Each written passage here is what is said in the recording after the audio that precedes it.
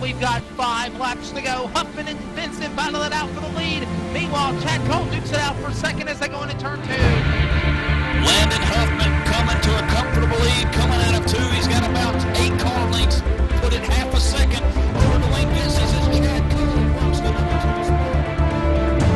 And the winner in race number 1 of the chase for the RSR Full Throttle Cup Series Championship and the Marvel Racing made in $400 will be Landon Huffman in his Chevrolet 55. Huffman goes 1.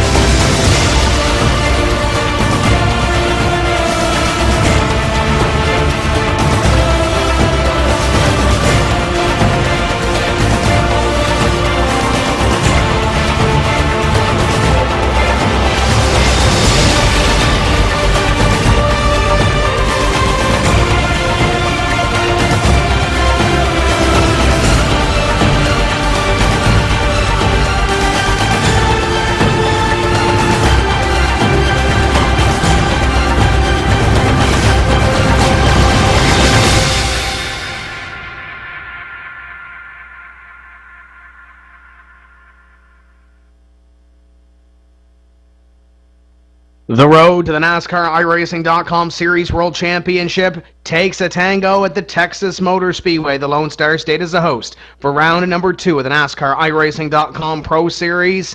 And this is where everything gets exciting. We just came off Daytona, and now Texas plays host to round number 2 of 10. My name is Tim Terry, joined in the booth this evening by Mike Conti and J.D. Laird. I think he's got his microphone all fixed from last week. Dakota Ehrman and Michael Keaton down on pit road. John Westling and J.D. Webb running all those important buttons for us to get on the air here this evening. Guys, we come off Daytona International Speedway, always a wild card in a series like this, but one driver that I think we're going to see up near the front of the field throughout this NASCAR iRacing.com Pro Series. He takes victory, Chad Lawton.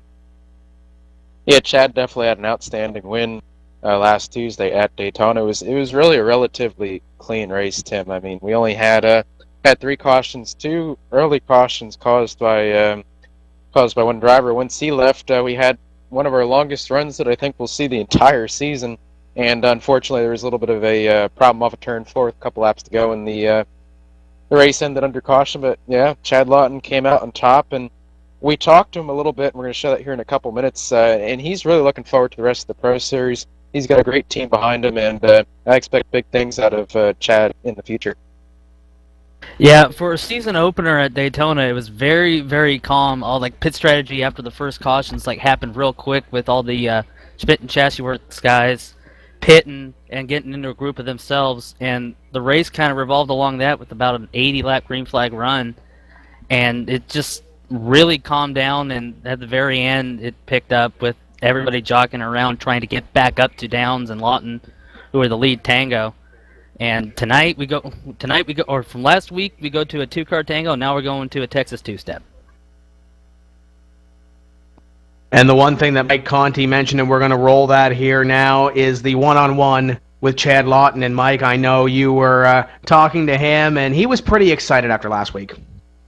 Yeah, he goes on to say how his confidence is boosted, and when you win the season opener of a series like the NIPS, that's a great way to start the season. It really gives you that kind of pep in your step, and I know Chad's going to be trying as hard as he possibly can to keep that going heading into tonight at Texas. We go over a couple things. He might not be able to make all the races this year. He's coming up to my neck of the woods in New Jersey to kind of help out with the Hurricane Sandy relief, but let's hope Chad can make as many races as possible, and we'll see what he can do in the long run.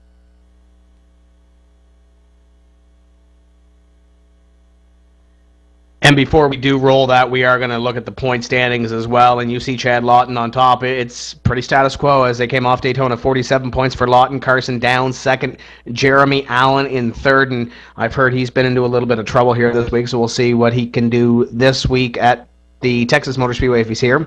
Josh Berry in fourth, Dylan Duval in fifth, Matt Busa, Chris Overland, Adam Gilliland, Jarl Tyen, Joey Brown. Your top 10. Any surprises there, guys?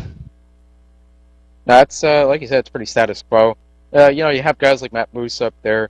He was one of the surprises, I think, in season 3 of the A Series to make it into pro. So it's good that he got a solid run to start his season off. Chris Overland, great run to come back from a disappointing DWC season. Dylan Duval made it through the race in one piece, which is always good for him. He didn't do that too much last season in the NISWC, and it looks like he's getting better at that. So hats off to him, and pretty much everyone up there is probably going to stay up there. But you got guys like Joey Brown, Jared Crawford, some guys that didn't exactly have the greatest season opener. They'll probably be coming on strong tonight. Yeah, some of your surprises are at the bottom of the standings with people like Dustin Montgomery and Brandon Schmidt, who got caught up in the first 2 wrecks. They need a big next couple of races to make up for Daytona.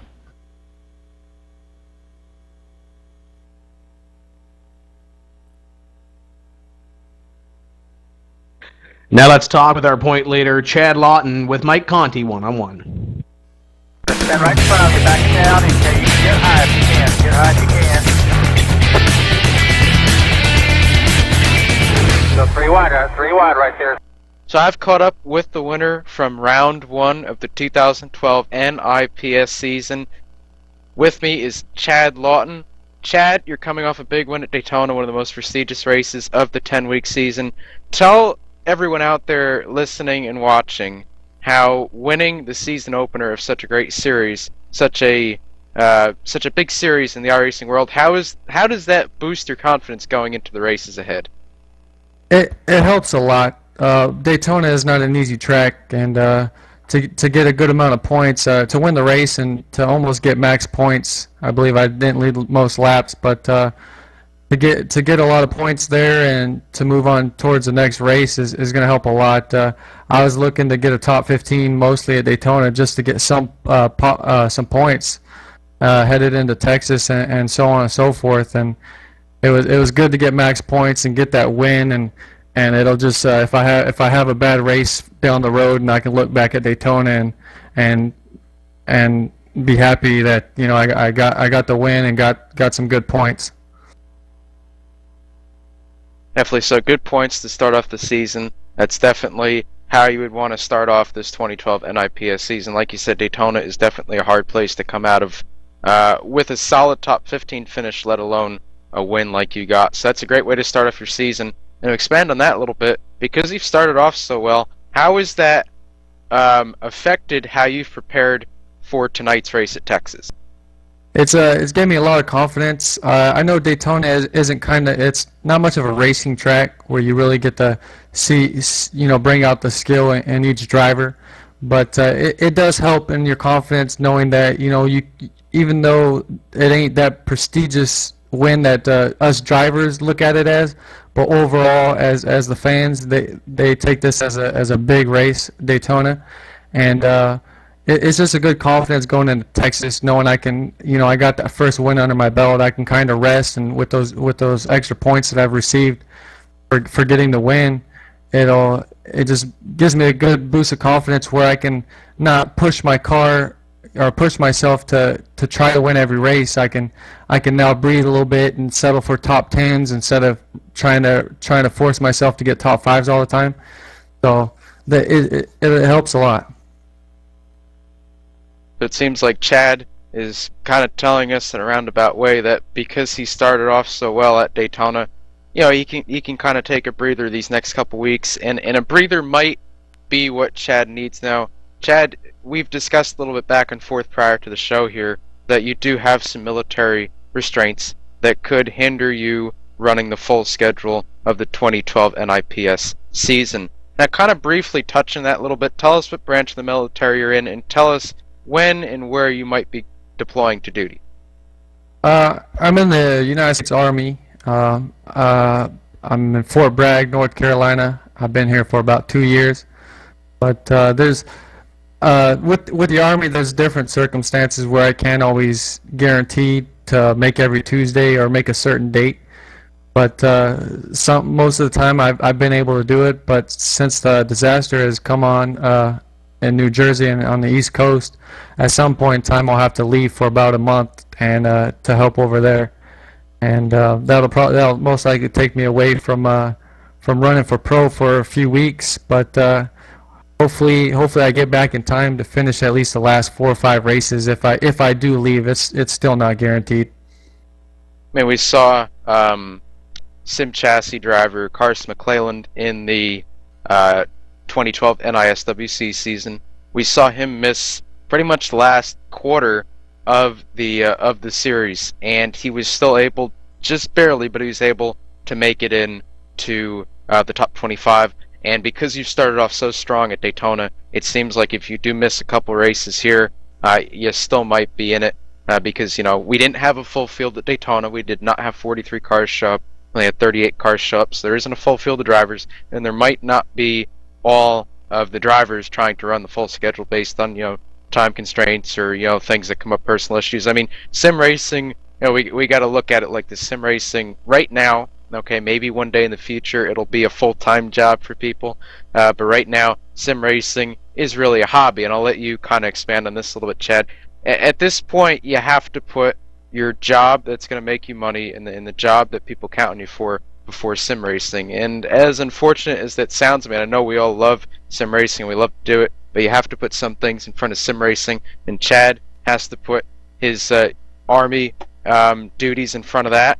And unfortunately, like he said, he might miss a couple races. But Chad, I think it's great that you're in the Army. I think it's great that you're serving the country, and I think everyone out there, there's going to be a lot more people pulling for you now just because they know what you're doing. So, it's great having you on here.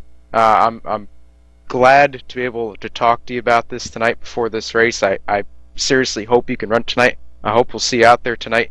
I did run an A race with you a couple nights ago, and you seem like you had a pretty strong car. What do you expect going into tonight? I know you said that you want to get a solid top 10, solid top 15 finish, somewhere around there. But truthfully, do you think you have a car that can win this race tonight? Deep down, yes. I feel like I have one of the strongest cars for tonight's race. The A race we ran on Sunday, I ran against some really, really good competitors such as yourself, and I was pretty good there, and that race has actually boosted my confidence even more after winning Daytona, and then running that strength of field race and being able to to win the strength of field race and run strong there.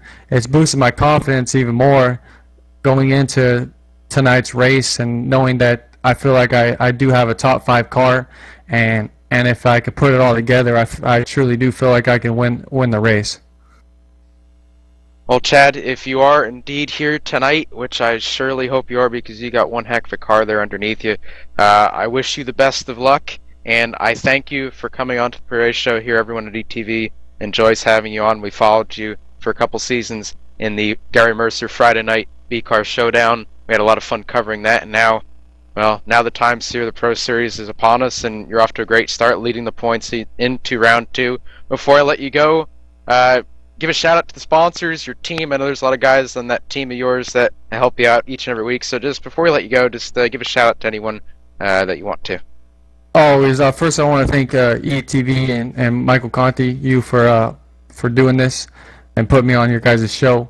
I want to thank Willman, everybody there at Willman, David Cater, Josh Lawton, Tyler Hudson, Dustin Montgomery, Richard Doucette, Jared Crawford, Jason Karlavich. I want to thank all of them. I also want to thank my Pro Series sponsors. I want to thank Gary Mercer Trucking and Brennan Mercer for coming on board for the Pro Series. I want to thank Tim's Corner for also coming on board for the cool little deal he's doing for a good amount of the drivers running the Pro Series. And most of all, I want to thank JDR Graphics, who I didn't get a shout out on my win at Daytona. I want to thank him for doing all the paints on my cars. And ATV, again, thank you guys for putting this on, and Iracing. That's Chad Lawton serving the United States proud by day and winning NIPS races by night. Thank you, Chad, once again for being on the show. We'll be right back after we take a short commercial break. We'll be back with more from the JDR Graphics pre-race show. Don't go away. We'll be right back. Stand right in front of you, back.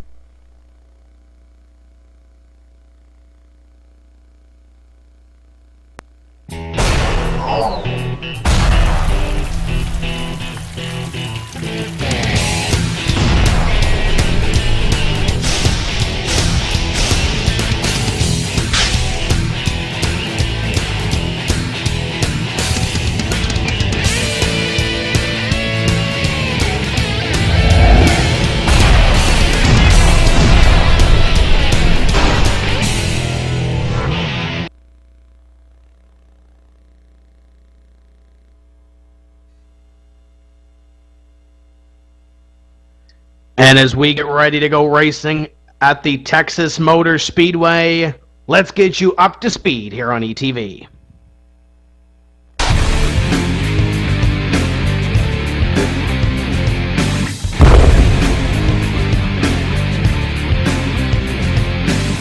And welcome everybody to round 2 of ETV's Up to Speed segment. Tonight you're in for a great show at the Texas Motor Speedway. The NIPS are heading into round 2 of their 10-week series, and this track is going to be tough for a lot of these drivers to tame. There's some nasty bumps down in 1 and 2. 3 and 4 is a little bit smoother, but this track is quite old. It's over 12 years old now. There's not a lot of grip here, and people are going to be trying to find grip all over the place. You're going to see the preferred groove to be on the bottom, like you see Nick running down there in the 05 Ream Chevy, coming to take his hot lap. A straight line out of turn number 4, hits the line at about 195 and change. Get down to turn 1, lets off the gas. He's going to let it roll all the way to the center. He starts to pick up the gas a little bit right there. He's going to play with it all the way into the exit of the corner. There's not a lot of grip here, like I said, and you're going to have decreasing grip as we get through a fuel run. He's going to get down into 3 and 4, about 197 miles an hour. He's going to keep it right on that white line. He's going to diamond it just a little bit. Going to get that left side right on the white line off the corner. Great exit up off right there. Nick's going to come around to complete this lap. 184.1 miles per hour. That equates to 28.58 second laps. That's a great hot lap around here. You're going to see right on the second lap right here before Nick comes down to make his pit stop. You can already see that the car's slowed down. You have a massive fall off the first couple laps here with the Iracing tire model, and you really have to get that down if you want to be successful here tonight. He's going to come through the center of 3 and 4, going to start getting on the brakes hard. Third gear, second gear, and he's going to get within that commitment cone down to the yellow cones down there at the white line, 45 miles per hour all the way down pit road. You have to be careful that you don't speed. I don't really know if you can see it. I really can't, but there's some timing lines down there. If these guys can figure out the timing lines, depending on where their pit box is, you might see them just nail the gas really quick before they get into their box. Nick isn't going to do it here, but if you can figure out those timing lines, you can pick up oh so precious seconds on your pit stop. Right side tires go up, pit crew goes around to the right side of the car. You're going to see a lot of 4-tire pit stops here tonight. Like I said, no grip, and 2 tires really aren't going to work that well if you go past maybe 5 or 6 laps. Left side's up, left side's down. 45 miles per hour. This is another tricky part. Coming off the banking here down onto the flat. Now he's going to come back up from the flat to the banking. There is a merge rule in the NIPS. It's off of turn 2. You're going to see the 05 merge right here, and he'll get up to speed, and hopefully that'll be what these guys are going to do tonight, and that's what they're going to need to do if they want to be successful here and win this race. I want to thank you for tuning in to week 2 of the Hot Lap segment. We'll see you next week with the NIPS one more time.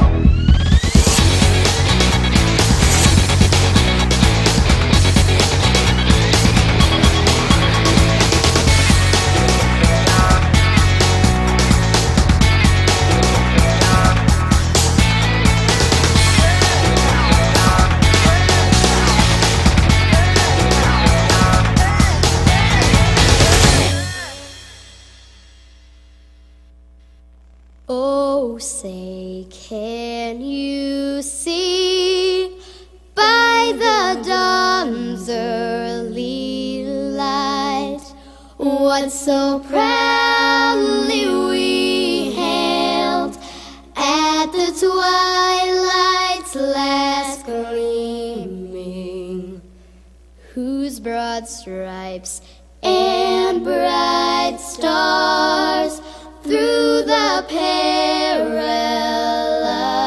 fight o'er the ramparts we watched were so gallantly streaming, and the rockets' red glare, the bombs bursting in air, gave proof through the night that our flag was still there.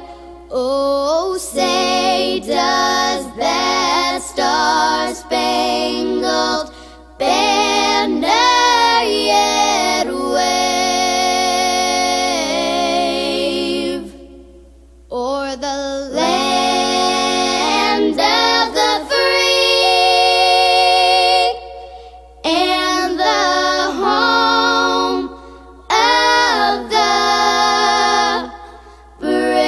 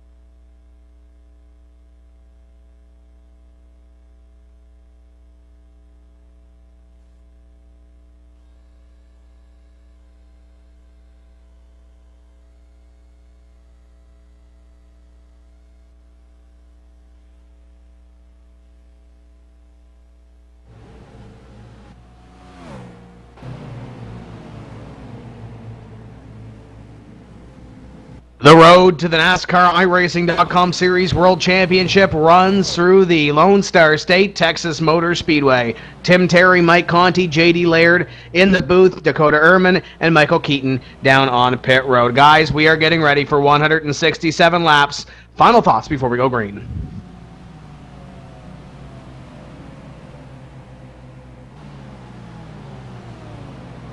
It's going to be really interesting to see how this race plays out with the new aero model that we got. A lot of aero push gets involved. The race might fan out really, really quick with all these guys trying to fight for position, get single file.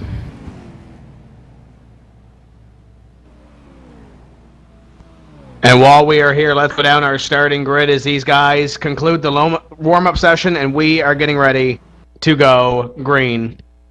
On the pole is Dustin Montgomery, car number 8, 28.242 qualifying time on the outside. Your Daytona winner is Chad Lawton.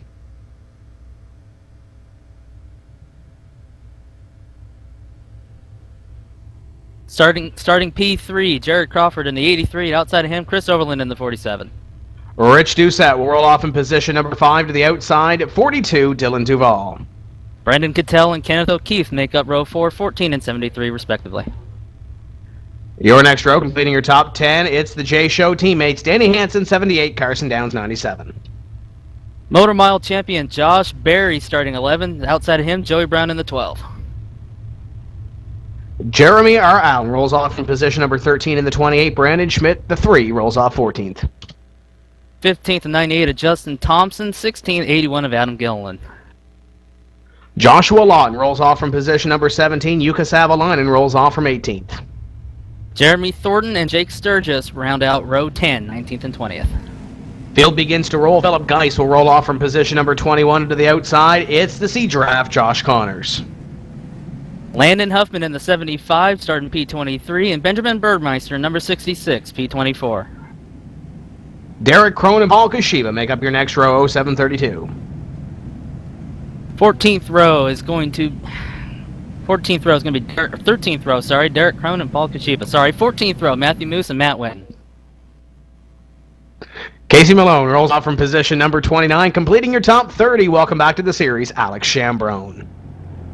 Row 16, starting P31, Matt Busa, and P32, Cody Bias in the 27. Kyle J. Catula and Vinny Sansone roll off next. Andrew Fayesh the third, number 77, P35, and outside of him, Brandon Butchberger in the 17. Patrick Fogel, Rob Ackley, your next row. 20th row, Peter Bennett and Richie Davidowitz. And your last place qualifier tonight, Jarl Tyne.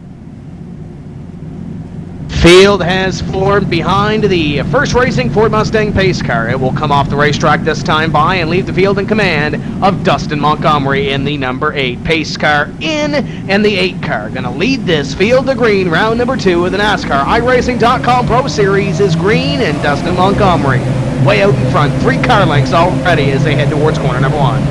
And Montgomery got a great start right there, put the hammer down really hard, did not spin the tires, and he's going to leap to about a 2-car length lead. The battle is going to be for the 3rd position. Jared Crawford, actually, that would be Chris Overland on the bottom, and Chad Lawton up top in the 26 car. Overland gets a great run through the center of 3 and 4, and he's going to clear Lawton off at turn number 4 to put him into 3rd, Lawton back to 4th.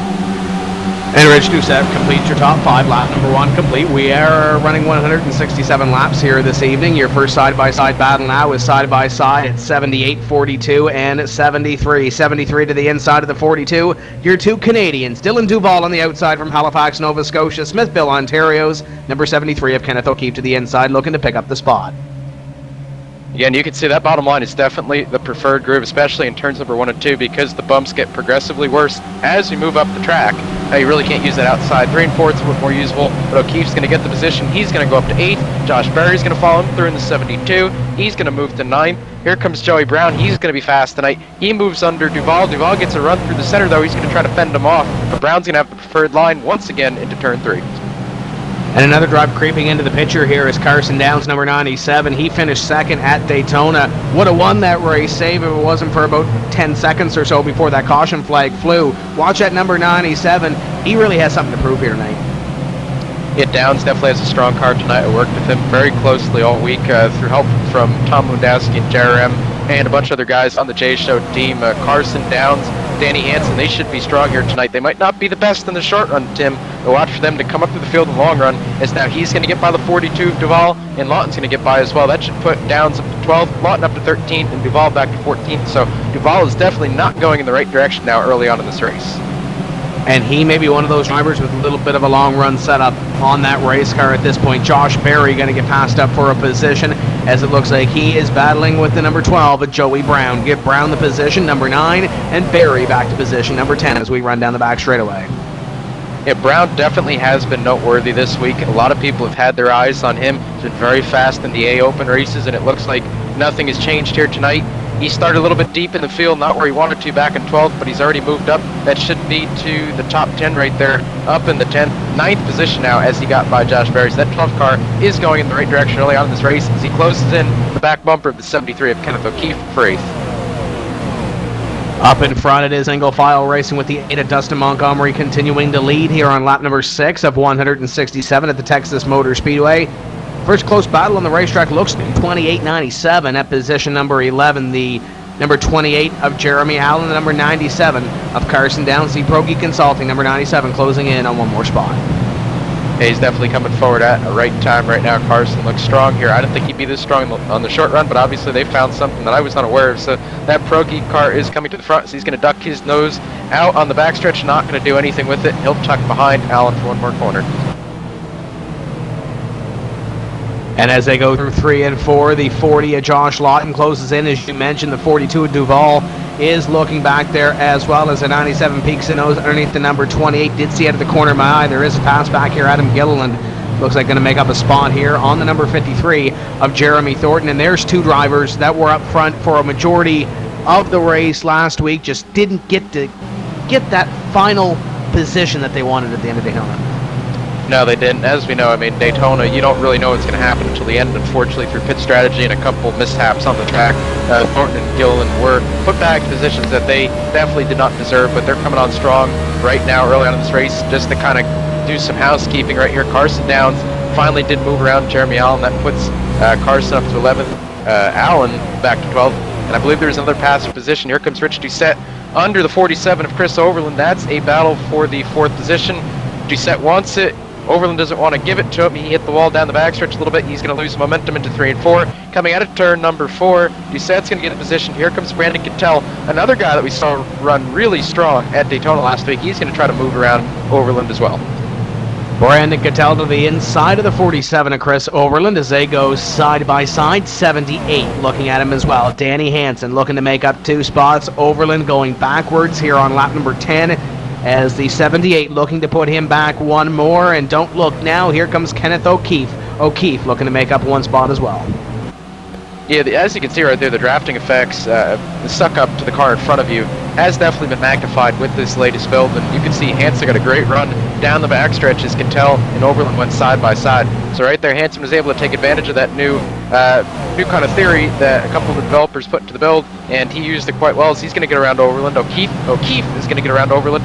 Brown gets a little bit sideways off of turn 2. He saves it right back in front of Josh Berry, and Brown's going to gather it up, and he's going to try to take another position away from 47 as well. We go down the double dog leg, lap number 11 now in the books as we run round number 2. Up in front once again, it continues to be Dustin Montgomery, but I believe that 83 is getting bigger in the rearview mirror. Jared Crawford closing in. Josh Lawton just blew up out of turn number 2 right there. Possibly was on 40% tape, was in traffic. Night's going to end early for that 40 car. Unfortunate for him, he definitely had a good piece under him as he was moving to the front. A tough break for Josh Lawton, one of those drivers that came down through the NASCAR iRacing.com Series World Championship, and this is definitely not going to help his effort to get back to that series as Lawton heads to pit road. Your leader continues to be the 8, chased by the 83. 26 runs in position number 3. Looks like Rich Doucette's found his way to 4th. Brandon Cattell completes your top 5 on lap 13. Yeah, the field is pretty single file right now. About 13 laps into this thing, they're trying to ride around, maybe make some laps. As Paul Kashiba back in the 18th position, he slides wide through the center of 3 and 4. That's going to open up the door for Landon Huffman to come through. Huffman's going to he's going to cut the grass right there just a little bit as Thornton gets sideways in front of him. Geis goes around Thornton. Here comes Huffman to try to take another position away from Thornton. Not going to happen. Thornton's going to close the door. Sturgis around Kashiba as well. So Kashiba, again, another car that does not look like he's got the short run set up in it tonight. Kashiba now looking back at the number 41 of Jake Sturgis as they continue to run for about position 18 right now. Justin Thompson back there in 98, and I believe that's Yugoslavainen in the number 13 as well. This is just inside the top 20 as Landon Huffman now looks once again at the number 53 of Jeremy Thornton as Thornton tries to fend him off. Yeah, Thornton's going to slide wide. As we've seen a little bit tonight, cars starting to get a little bit tighter. We aren't really on the short run portion of the run anymore. We're starting to get into the middle to the long run. So you can see when these guys are going to start to fall off a little bit right here, like the 53, like the 32 Kashiba, you're going to see the guys with the long run setups start to come through. Another thing that we're going to have to think about tonight, I just thought about this, Tim. You know, we have windshield buildup now, another new innovation from Iracing with this latest build. And I know that's been giving a lot of drivers fits, especially if you're in traffic. You get random pieces of rubber and dirt and oil and a bunch of other garbage that you don't want on your windshield, and it makes it hard to see. So these guys can go about 55 laps of fuel, and by the end of these runs, they're definitely going to be in need of taking a tear-off off. And they'll come up this time by and complete the 16th lap of the race as Overland nearly gets into the wall off corner number 4. That's not the first time he's done that, coming up into the dogleg as Joey Brown makes that position on the Menards Trading Paints Chevrolet. Overland has scared that wall a few times coming off 4. Yeah, I think he's starting to make that wall mad. If we can kind of get a shot at his right front fender, that thing is definitely crunched in. It looks like he's been in it more than once, as we've seen. He actually hit it down the backstretch trying to yield to a couple faster cars before. So Overland started in 4th. He should be back to 9th now, so he's not going in the right direction, but he's doing a decent job. He's still in the top 10. If you can get a caution here, maybe you can make a couple adjustments and get that car back up to the front. Still early in this race, as we mentioned, lap number 18 and 167. Still a long ways to work here in this event. Your leader continues to be the number 8 of Dustin Montgomery over Jarrett Crawford and Chad Lawton. Your top 3, that has not changed essentially since we dropped the green flag 18 laps ago. Yeah, basically the same thing up front. Looking back here, a couple guys that had some disappointing qualifying efforts. One would be Matt Whitten. He started back there in the 28th position. Currently, he's in 24th. I believe he just got passed. So Whitten is going in the right direction. I talked to him earlier before the race, and it didn't seem like he was too confident in his car. I know him and the other Schmidt guys, they were all trying to thrash on it at the end there to try to get it better in traffic. And right now, Whitten and the car behind him, that'd be Alex Chambrone. They're both in the same team, probably have a very similar setup under their cars right now. And you can both see they're really not going in the right direction now. They're not falling, but they're really not doing much at the same time. And Chambrone missed Daytona, and we talk about that one valuable drop in this series. Chambrone does not have that drop per se. Now, he can't afford to have a bad race at this point. If he has a bad race, then that top 25 bubble, he's going to be flirting with that, I do believe, with these guys in this series, the competition that's in this series. So Chambrone, albeit right now position number 25, he really cannot afford to have a bad run in these 6-9 races. No, he certainly can't. Another driver in that same position now would be Josh Lawton. He had an accident early on the Daytona opener. He just blew up again, so he's kind of used his drop week already. Oh, as Chris Overland gets really loose, Barry's got to save it. He does. As I was saying, guys are already using up their drop weeks, and that's not going to make well for them at the end of the season. I'm getting a little bit excited back here, Tim. Looking at the 9th, 10th, 11th, 12th, 13th, and 14th positions up here going through the quad oval right now. Overland got massively sideways off of turn 2.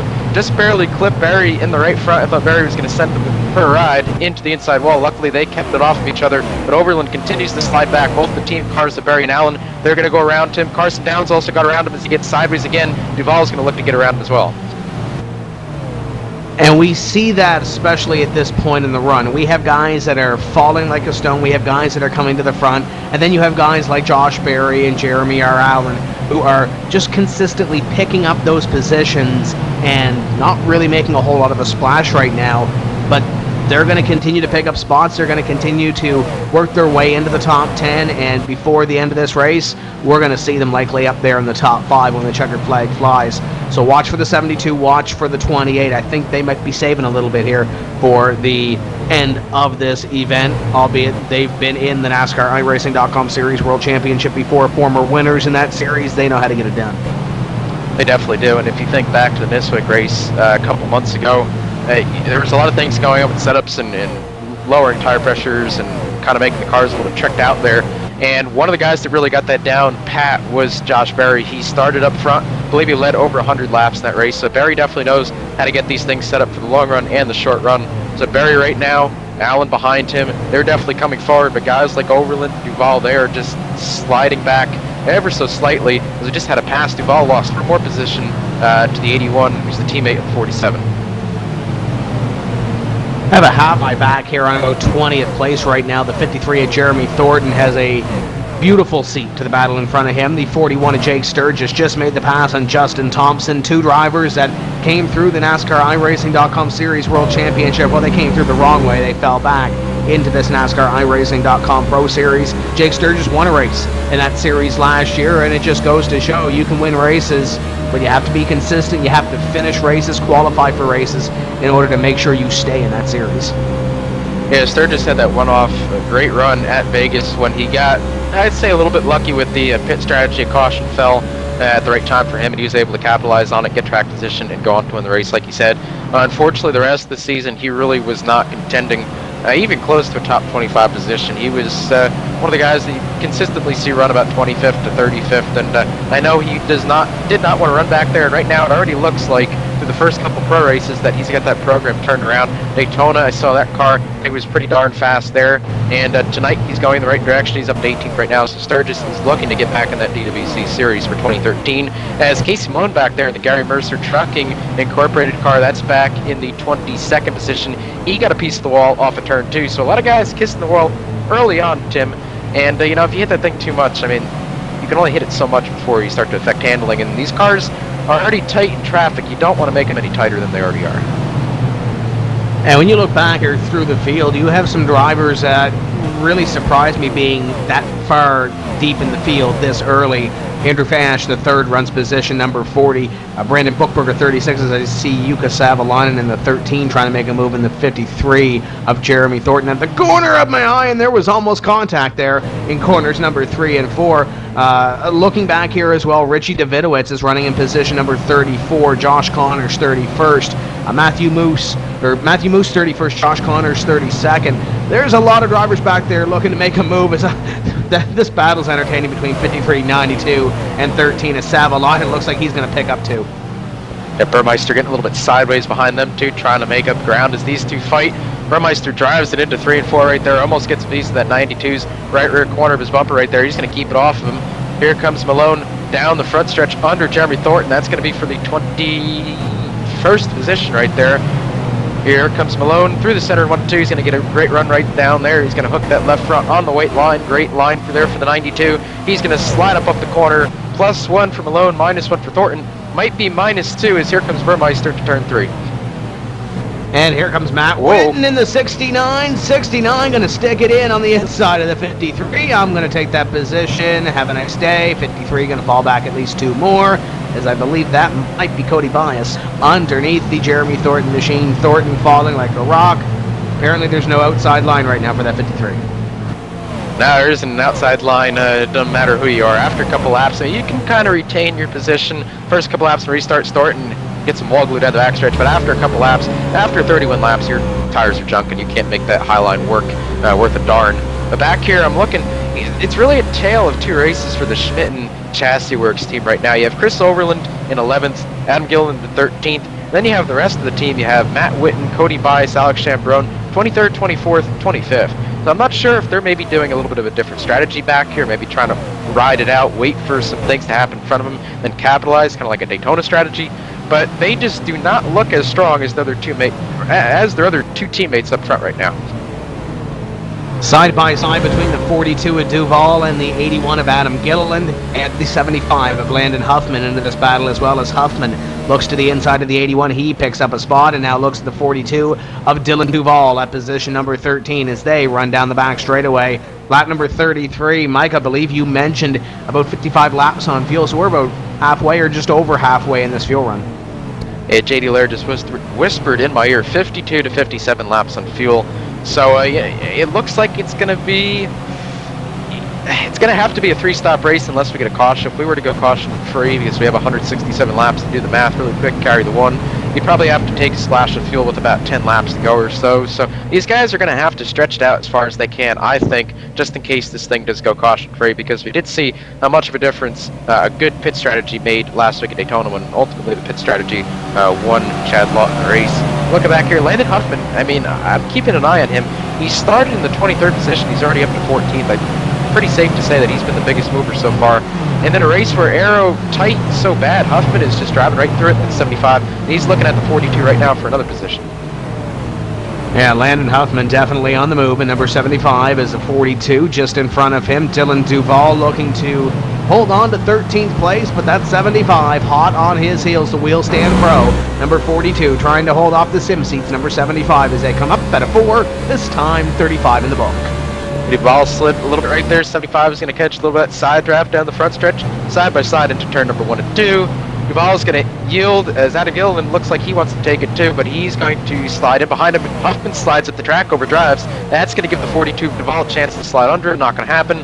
Huffman pulls way down the backstretch. That's P13 for Huffman. So Huffman up one. Here comes 81 of Adam Gilliland as well. Gilliland trying to get by the number 42 again as we complete the 36th lap of this race. Dustin Montgomery continues to lean. Montgomery has a pretty decent lead right now over Jared Crawford, and I believe we were talking about this a little bit earlier. Myself, Tim Terry, JD Laird, we're talking about how we really thought that Wheelman Incorporated team was going to be strong, and they definitely are right now.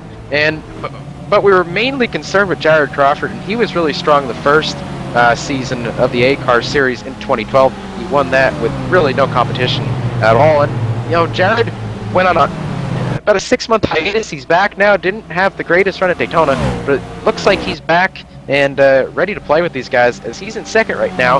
Not quite as quick as Montgomery, but he's holding his own right now, running comparable lap times with his teammate directly behind him. And it looks like your top five have spread out a little bit. Joey Brown did make the pass just a couple of laps ago, and Brandon Cattell to move into the top five, but Rich Doucette continues to be in fourth, Chad Lawton in third, even though Lawton, I believe, is closing in a little bit on Jarrett Crawford for that position. And then your leader, Dustin Montgomery, as we work down the back straightaway on lap number 39. Yeah, it looks like got a battle brewing up back here for the 8th and 9th position. Carson Downs moving up to the front. Looks like he wants to take that position away from the 73. Kenneth O'Keefe. Josh Berry is also hot on his heels as well. So Berry's going to try to take that position. But it looks like he's not going to get it right now. He's going to have to wait a couple more laps. But we're going to go to a quick commercial break. Don't you go anywhere. We'll be right back with more action from Texas.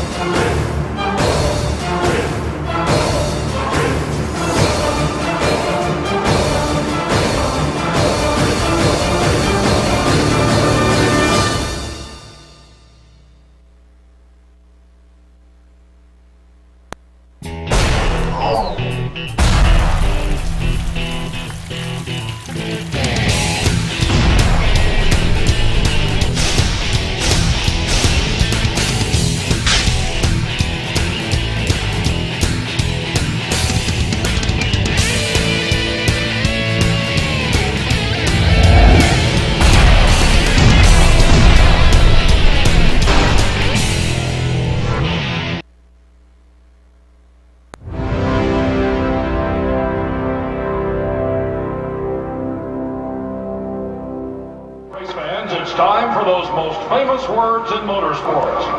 Travis, start your engines!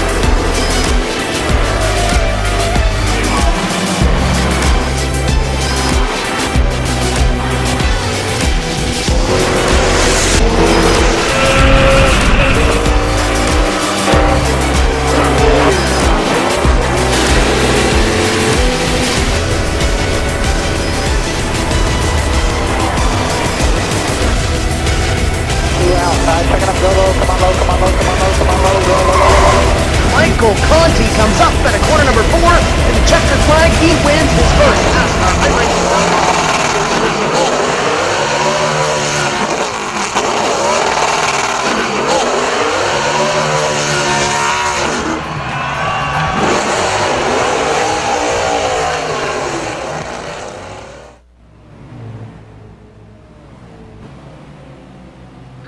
Welcome back to the Texas Motor Speedway in round number 2 of the NASCAR iRacing.com Pro Series. Same top 5 since we left you. Dustin Montgomery leads Jarrett Crawford, Chad Lawton, Richard Doucette, and Joey Brown. Everybody else trying to search for something here. And Mike, we were talking about it. As the caution does come out, we have a wreck on lap 47. Yeah, I saw someone spinning through the front stretch. That'd be Patrick Fogel in the 51 car. I try to cue it up on my screen right now if I can find him. There he is. Yeah, it looks like he got loose off of turn 4. Nope. Looks like it happened a little bit after that, Tim. He gets off. Oh, he hits the wall, nails the wall, hooks it back up right, and spins across the front stretch, and that brings out our first caution. Heavy damage for that 51. I believe he's retired from the server and gone to the garage for good.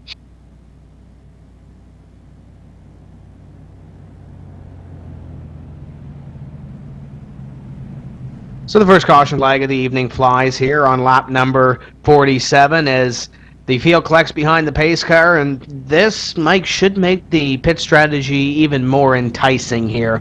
As we talked about 52 to 57 laps, some of the guys say that they might have been able to push it a touch more. This should make things exciting. I'd expect to see everyone on pit road this time. 4 tires filled up with fuel. Not really much you can do. The only difference between all these guys' pit stops is probably going to be whether or not they do take a tear off the windshield and what kind of adjustments they make, whether it be wedge, tape, whatever they do. As we saw with Josh Lawton, really don't want to run too much tape because he will blow the motor. But we'll see what these guys want to do toward the end of the race. And we're going to send it down to Dakota Ehrman on pit road. He's going to keep us up to date tonight. Dakota, what do you got? Tell you what, guys, everybody come down 4 tires and fuel, just like you said. I'm actually hearing 56 to 60 laps on the fuel. Update on Jared Crawford, when he comes down, no changes. He's actually really happy with the car. He backed up off his teammate there because he was running hot. And Chris Overland also running in the rear of the field. He's coming down, no changes. That car really loose in the start, as you guys saw him slipping back, but the car really good in the long run, so that car coming to the front somewhat at the end of a run.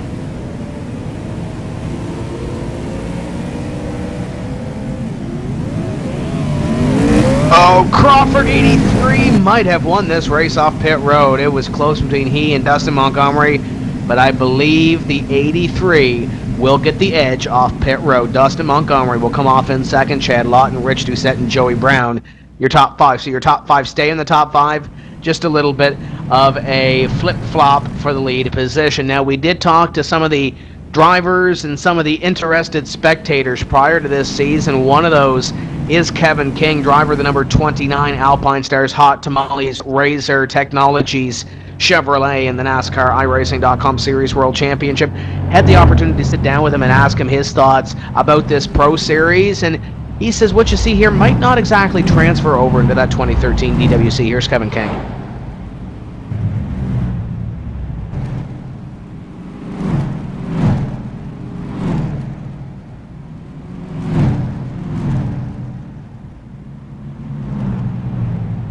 Now I want you to dig out the crystal ball a little bit here and look at this NASCAR iRacing.com Pro Series that's coming up. Looking at last season, you and Mike Conti finished 6th and 7th in the standings, and you finished 2nd and 3rd in this series for the NASCAR iRacing.com Series World Championship.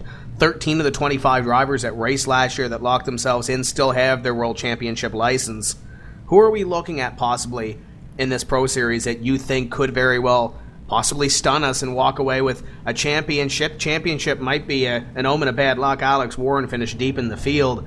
But who do you see as possibly a pro champion and somebody that could vie for that NASCAR iRacing.com Series World Championship in 2013? I hate to say this because a lot of those guys are really good drivers, but I don't really take what happens in pro too serious in terms of how they're going to transition to DWC, except for the fact that some of these guys are really good drivers. Joey Brown's shown that he's capable of winning races against some pretty good competition. Jared Crawford, if he decides to run the season, he'll be really fast and he'll contend for wins in DWC. But to say that whoever's going to win Pro Series should transition over to DWC and fight for that, I don't know if that's as strong as a case can be made these days. Just because going through the Pro Series, I saw a lot of how it is run in terms of how vicious people can be on the racetrack. It's only 12 weeks, so you're looking at everyone just going balls to the wall every single week, and it's not necessarily how many races you win, it's basically how many races you survive. And I think that's what it came down to last season. There was a few guys that didn't really run that well throughout the race, but then, something would happen at the end of the race and they finished like top 5, and you're like, what's going on? And eventually they propel themselves to the front. But, there's going to be some guys that are going to run well. I don't know if any of those guys will transition over to DWC and then, be front runners, because it's a totally different type of series. And I think a lot of them will realize that once they get in there. It's, A series to Pro Series is night and day. And then you go from Pro Series and the mentality you have there, which some of them will realize how it works, and they go to DWC and then realize, the mentality they had in Pro Series doesn't really transition over to DWC, and it could potentially get them in trouble in terms of how they race people or how they run races in general. So I think there's going to be a lot of front runners. Jared, Richard will do fine. I forget who else is in there. I mean, Joey Brown, Dustin Montgomery, I think is pretty good. So you'll have the typical guys running up front, but I think those guys will be top 10 in DWC, top 15 DWC. I don't know if any of them will be able to go in and straight up dominate or compete for Ray and Conti and whoever else is running up front in DWC, but I think those guys definitely have a shot. But it's hard to say just to say that they're going to run from number 1 in Pro is going to be top 5 in DWC. I don't think you can make that blanket statement anymore.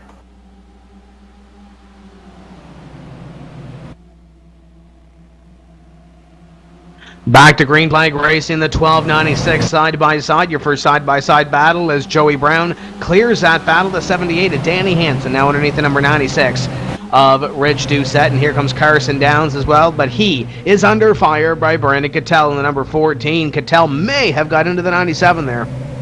Hey, he just gave him a little bit of help through the center right there. It looked like Carson got a little bit loose. As we can see, a lot of guys are loose on fresh tires, just anticipating it. Oh, getting tighter as Overland gets into the back of Allen back there. Right now it looks, wreck in the back. I'm hearing from J.D. Laird. Combustion is out for the second time tonight. I'm hearing Josh Connors turned around in the back.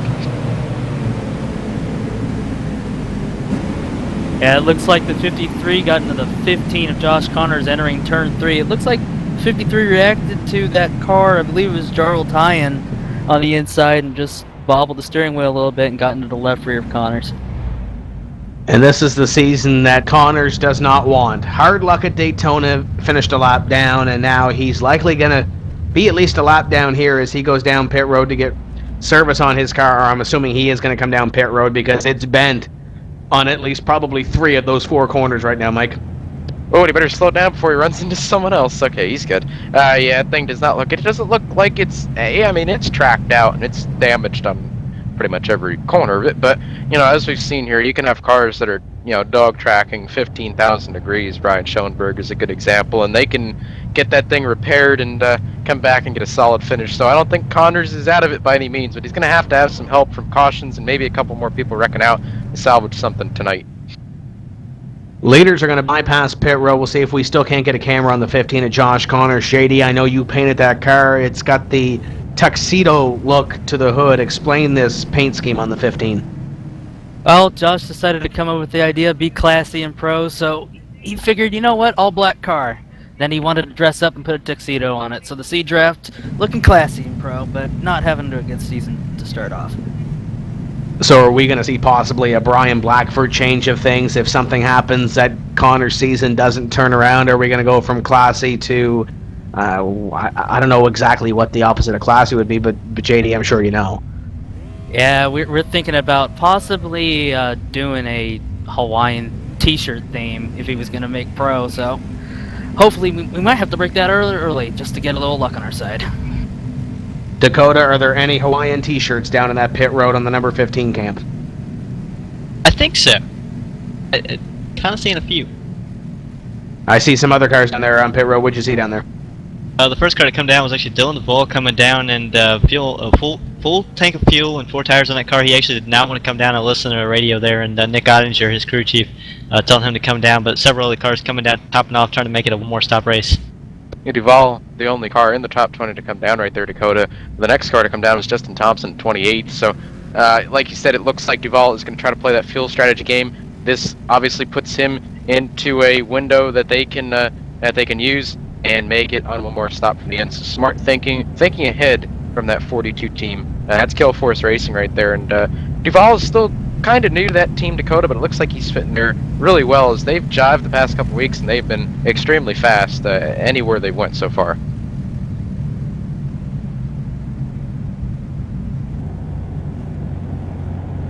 So when we look at this field right now, we're going to have the 83 of Jarrett Crawford starting on the inside of the 8 of Dustin Montgomery. And we saw in that restart, and we saw it in the initial start of the race as well, Mike, that the pole setter obviously controls the start. He gets out, and nobody can touch him. We saw it with the 83 of Jarrett Crawford, albeit we didn't do a whole lot of laps on that green flag run. Are we going to see that here in this race upcoming, or are we going to see somebody maybe catch on to the restart games of the leaders? You know, it all depends on how many consecutive restarts you get and how close they are together. I mean, I know from personal experience, if you get restarts that are spread out by, 40, 50, 60 laps, the guy that's going to restart on the outside of you, if he was the guy that restarted on the outside of you, the prior restart, he probably is not going to remember where you went. You're probably safe to just keep going where you want to go, but if you have a caution every couple laps, you have to keep changing up where you go. One caution you might go early, the next you might go late, but then you can't have a pattern about it, so you have to kind of mix it up, and you really have to be as random as you possibly can to get as good a restart as you possibly can. Since we don't have a restart box, Tim, I mean, like you said, it's really open up to however you imagine it and however early or late you want to go. So Crawford right here, we've seen it a lot with him with the Friday Night Showdown stuff.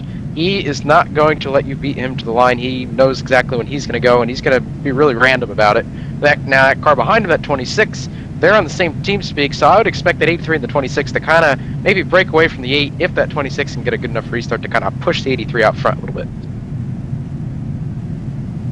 Once again, as we get ready to go green on lap number 58, 57 will be completed when we do take the green flag. It is Jarrett Crawford over Dustin Montgomery, Chad Lawton, Joey Brown, and the number 12 is moved to position number 4, and completing your top 5 is Danny Hansen in the number 78. Rich Doucette just fell out of that top 5 on that restart.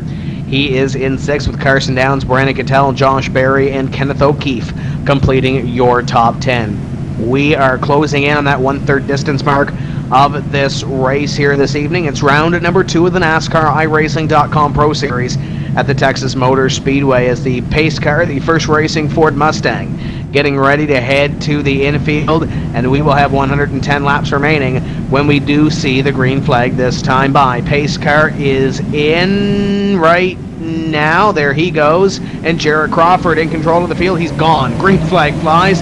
What a start for the 83. Yeah, Lawton didn't get the memo, I guess, is he lost about 3 car lengths to his teammate on the initial start, but he's going to stay up beside that 8 car down into turns number 1 and 2, and he's going to pull up to the door down the backstretch. He's going to try to catch a little bit of that side draft off the 8. I'm going to see him pull up to the door right there just a little bit. 78's going to give him a little bit of help as the 12 looks under the 78, not going to make it. Side by side for second place still through 3 and 4. Lawton gets a great run through the center, and Montgomery kind of holds it down a little bit. They're going to battle side by side for another lap here as we cross the start-finish line. 78 of Danny Hansen looking to the inside with that number 26 of Chad Lawton on the number 8 of Dustin Montgomery. And we've seen it before here. There's no high line, at least at this point of the race.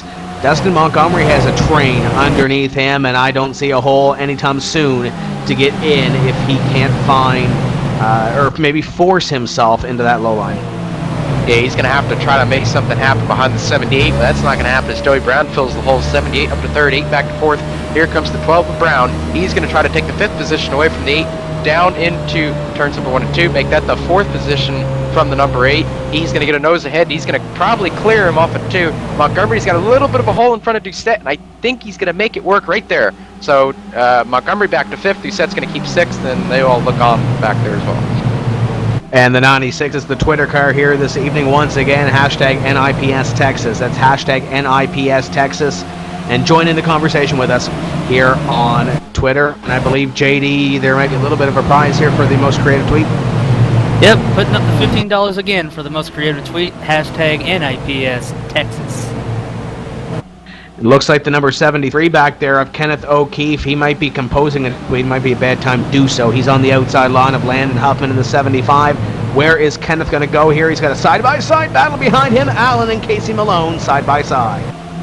Yeah, it looked like O'Keefe kind of ran the 20, ran Allen up the track in 1 and 2, kind of pushed him way out of the groove, and Allen's going to lose a couple positions, and I don't think Jeremy's too happy with O'Keefe, so I wouldn't be surprised if that that Allen machine doesn't get back up to the 73 and maybe give him a little bit of a bumper in one of these corners. But they're a couple car lengths separated right now, so that's not going to happen anytime soon. I'll make sure I keep my eye on those two, because that might get interesting the upcoming laps. The first battle I see back here, Tim, is way back in the field. It looks like Cody Bice is going to get around somebody back there as my mouse goes dead on me, so you're going to have to fill in the blank for me. I believe that'll be Philip Geis back there as he falls back into the clutches of Benjamin Burmeister, Paul Kashiba, and Derek Crone, as Kashiba looks over Burmeister for what would be position at number 20. Down the back straightaway, I'm looking at Jake Sturgis right now in the number 41. Sturgis is closing in on the number 28 of Jeremy Allen. I believe he's just waiting to make a move, waiting to pounce. The 3 is back there as well, and Brandon Schmidt looking to make something happen, as there's battles all over this racetrack in Texas, especially after these restarts. Hey, Hansen, we're looking back up front here. Danny Hansen, the 78 Pro Geek machine. He's lost 3rd position. He's lost 4th. He's about to lose 5th to Rich Doucette. He's got a hole possibly behind Doucette with his teammate Downs. Actually, Doucette's going to cut him a little bit of slack right there, let that 78 back in the line. That was nice of Doucette. I know they're buddies, so that was probably planned right there. So now you have Hansen back to 5th, Doucette still in 6th, and Downs in 7th. So you have that 96 right in between that Pro Geek sandwich right now. Back to the battles in the back. Cody Bias has started to pull away. In 18th position, he's pulled away from Philip Geis and everyone behind him. They're all single file. There's actually not a battle on the track right now, Tim. So again, these guys are trying to make laps, probably talking to their crew chiefs and spotters right now, trying to figure out the fuel strategy, trying to see what they're going to have to do to get to the end of this race in the quickest way as possible. Brannick Tell was keeping the number 97 of Carson Downs honest as Doucette flashes the nose on the driver in front of him, Danny Hansen, and the number 78. So watch that number 96 to try to make a move to get back up into the top 5 as we work lap number 66 of 167. Just at that 100 lap to go mark, this is where people are starting to possibly think pit strategy, put themselves in a position for that final stint to get to the front. Yeah, definitely thinking about pit strategy and probably being reminded right now by their crew chiefs that the tape situation tonight is very risky. It looks like 30% tape is running hot, as well as 40, and we saw 40 blow up before. 30 is definitely hot. I ran a couple races and I was out in clean air and blinked a couple times. It looks like Carson Downs back here in the 7th position. He's kind of ducking low on the straightaways because he's in the dirty air. He's definitely running hotter than someone out in clean air. That 97 might be running a little bit hot. I saw Landon Huffman at 75 peek his nose out down the straightaway. So temperatures are definitely an issue tonight here in Texas. Doucette moves underneath the number 78 of Danny Hansen, and Rich Doucette will move into the top 5, and we'll see what he has for the rest of this top 5 as we work lap number 68. Jarrett Crawford continues to lead with Chad Lawton in position number 2, about 3 car lengths behind. Joey Brown, Dustin Montgomery, Rich Doucette complete your top 5. Now the Pro Geek cars going at it side by side as Carson Downs makes a move on Danny Hansen. That's going to be hard to tell them apart from the nose anyway, but that is Carson Downs. He's going to get in front of the 78 right there. Picks up the 6th position. Hansen back to 7th. Great battle behind them. Gillen clears himself. You can tell. Buried through the Overland car. He's going to get through that Trading Pates Menard Chevy. He's going to get through. Catell's falling back in a hurry right now on the high side. Here comes Huffman as well. Here comes and it looks like Kenneth O'Keefe. O'Keefe to the inside. Huffman tried to throw a block. O'Keefe had nothing of it. O'Keefe looking to pick up the spot on Huffman. Huffman has to give him the line. 73's there on the inside, side by side. 69 complete right here, and the 73 is going to have the position by a fender. Diablo Skins 73 Chevy is going to get around through turns 1 and 2. That's going to put him up to the 12th position around Huffman. Huffman holding strong on the outside as he gets a little bit loose off the quarter right there. He's trying to hold on for all it's worth. He's going to lose the position to Malone. Here comes Sturgis looking to pick up another position as well. That 41 car is on the move this run so far. We saw Huffman come to the front of the field on that first run. Could he have possibly made an adjustment on that pit stop that possibly sees him going the wrong way on this run? Well, it very well might be. The wedge is definitely finicky at this track. If you're running a coil-bound left front spring, if you take wedge out, you would think that would loosen the car up, but from what I've found is that wedge adjustment is really weird when you have that left front coil-bound. It doesn't do what you normally think it's going to do. So Huffman, I know he's good with the setup stuff. I know he knows what's going on. Might have thrown even him for a little bit of a loop right there. So we might see at 75 to go back this run. Maybe the next time he comes down pit road, probably going to put that change back if he made a change at all. Top 5, top 6 are single file. It's going to get exciting around 7th as Danny Hansen, big wiggle off corner number 2 for the Pro Geek 78. It closes in the core pipe, number 81 of Adam Gilliland. Gilliland is on the back bumper, as is the 72 of Josh Berry. Berry looking for something to happen in front of him to pick up a couple of more spots. And we know Gilliland isn't shy about showing his nose, and I'm sure he's going to do nothing different with the 78 right here as he drives into turn 1 and 2. Going to try to get a little bit of a diamond through the center of the corners right there. He's going to get a great run off, pick up some of the draft off the 78. He gets a little bit loose though, touches the wall. Josh Berry's going to look to the inside into turn number 3. Not close enough, not going to make it happen. But Gilliland, on the other hand, contrary to Huffman, looks like Gilliland and his teammate back there, 2 positions behind him of Overland, it looks like they're going the right direction. So maybe they made a good pit stop adjustment that last time they visited pit road. 72-81 continue to chase the number 78. I think that's the most exciting battle within the top 10, at least right now. Is everybody behind them single file? For the most part, I see Alex Chambrone trying to make a move on the 07 of Derek Crone at about 22nd place. But everybody, I think right now, Mike, has found a place to ride right now and maybe log some green flag laps to possibly get to that second round of what could be green flag pit stops this time instead of a caution flag pit stop, because I know we were getting close to those green flag pit stops in the first cycle. Yeah, if someone had tried to come down a little bit early, that could have definitely put an end to their night. They would have been trapped a lap down, and it would have really made their night long for the remainder. Right now, these guys are trying, like you said, they're trying to ride it out right now. That's why they have some space in between them. And they're just going to try to get to these next pit stops and try to save their equipment at the end of the race. And we see a couple cars out here already with bent-in right fronts, bent-in rear bumpers, damage on a couple corners of their cars. When you're going 165 miles per hour through the corners, almost 200 down the backstretch on old tires, you can't beat up your car. And I think these guys are realizing that, and they're driving smart right now. We've seen a great race so far, a couple long runs, run another long run right here. So these guys know what's going on. They're getting information from the spotters and the crew chiefs, and they're, like I said, they're just going to ride it out. Right now, I'm looking up front though. Looks like someone that isn't quite riding would be Joey Brown. He's catching the leaders. It was a little bit slower that time, but Joey Brown in that 12 car, he started in position number 12, and he's up to 3rd, and he's definitely one of the strongest cars on the track right now. Oh, Josh Berry in the wall hard off of turn 2. He's going to collect Brandon Cattell. Cattell's going to, he's going to spin it around, and Cattell's going to keep it off of the wall, I think, as long as he doesn't come up in front of traffic. Cattell gives it a 360 and change. He's not going to have any damage, but Josh Berry hit the wall hard off of turn 2. That's going to hurt his car. Indeed, yeah. I mean, he hit that thing hard up too.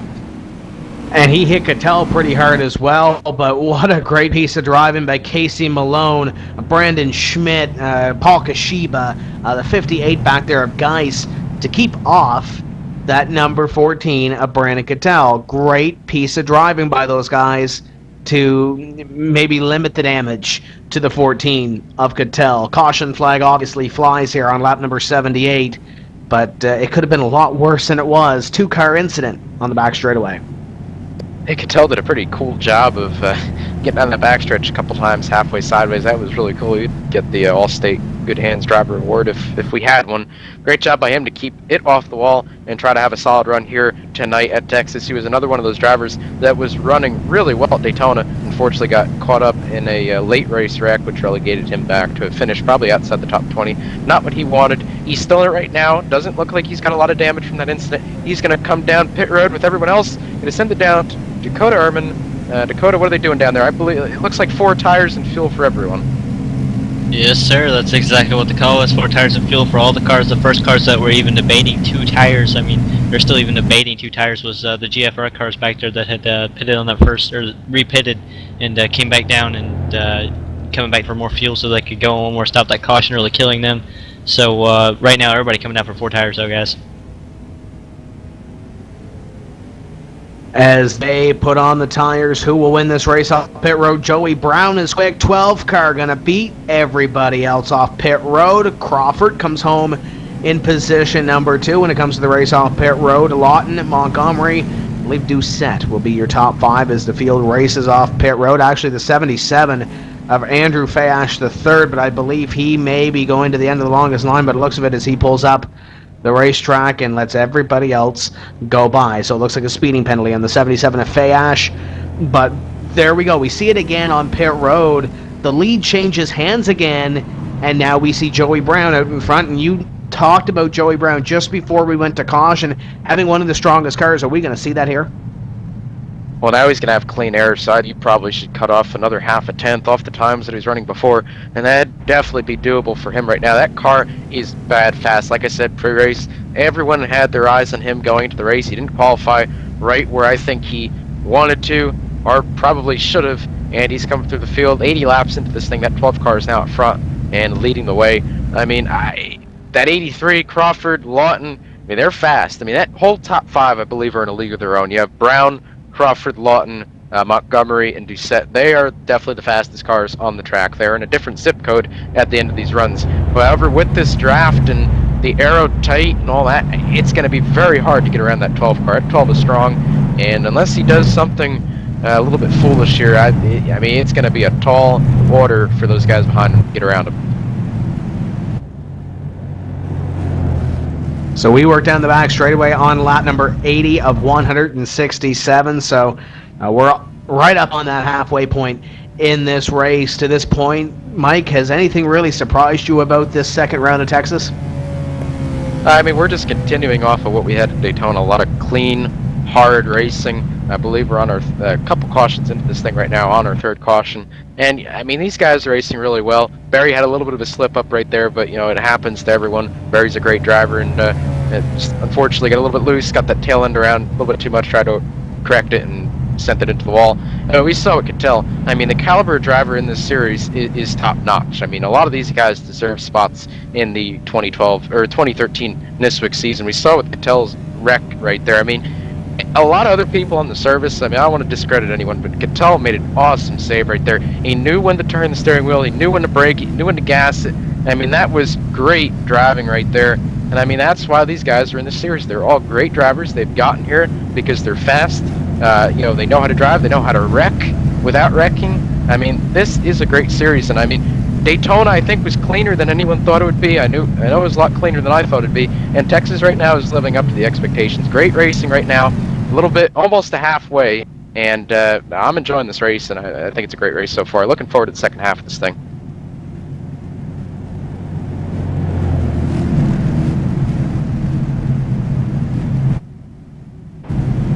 So as we work down the back straightaway, and you said it, Chad Lawton is up in front of this field in 26.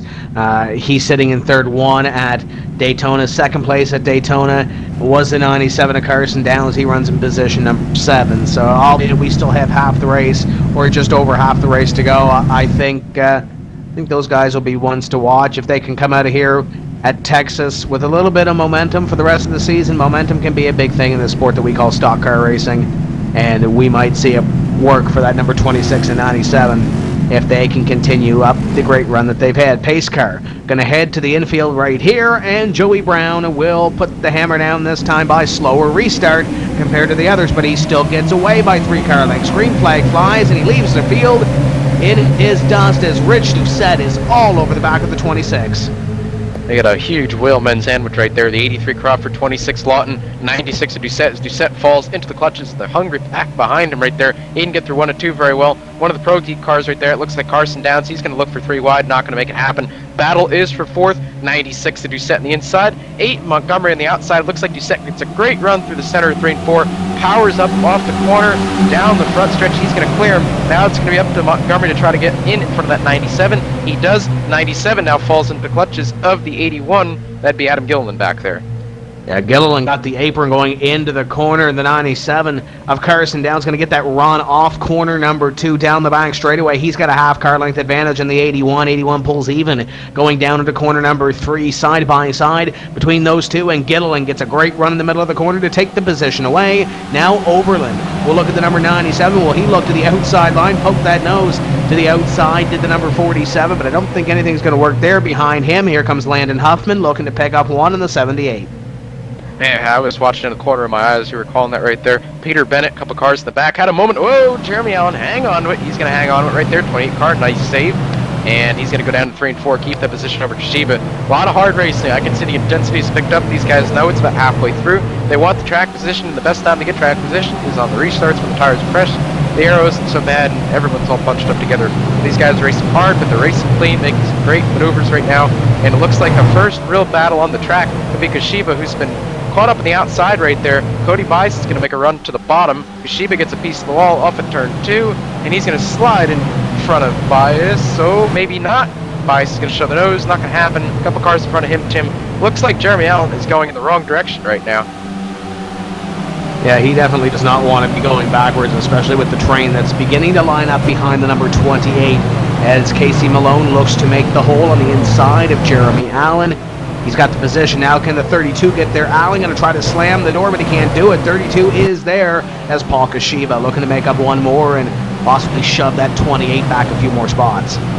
Got some blocking going up front this pack right now. The 81 Adam Gillen, 97 Carson Downs. That's up there just outside the top 5. That should be for 6th and 7th as Gillen almost gets a piece of the wall.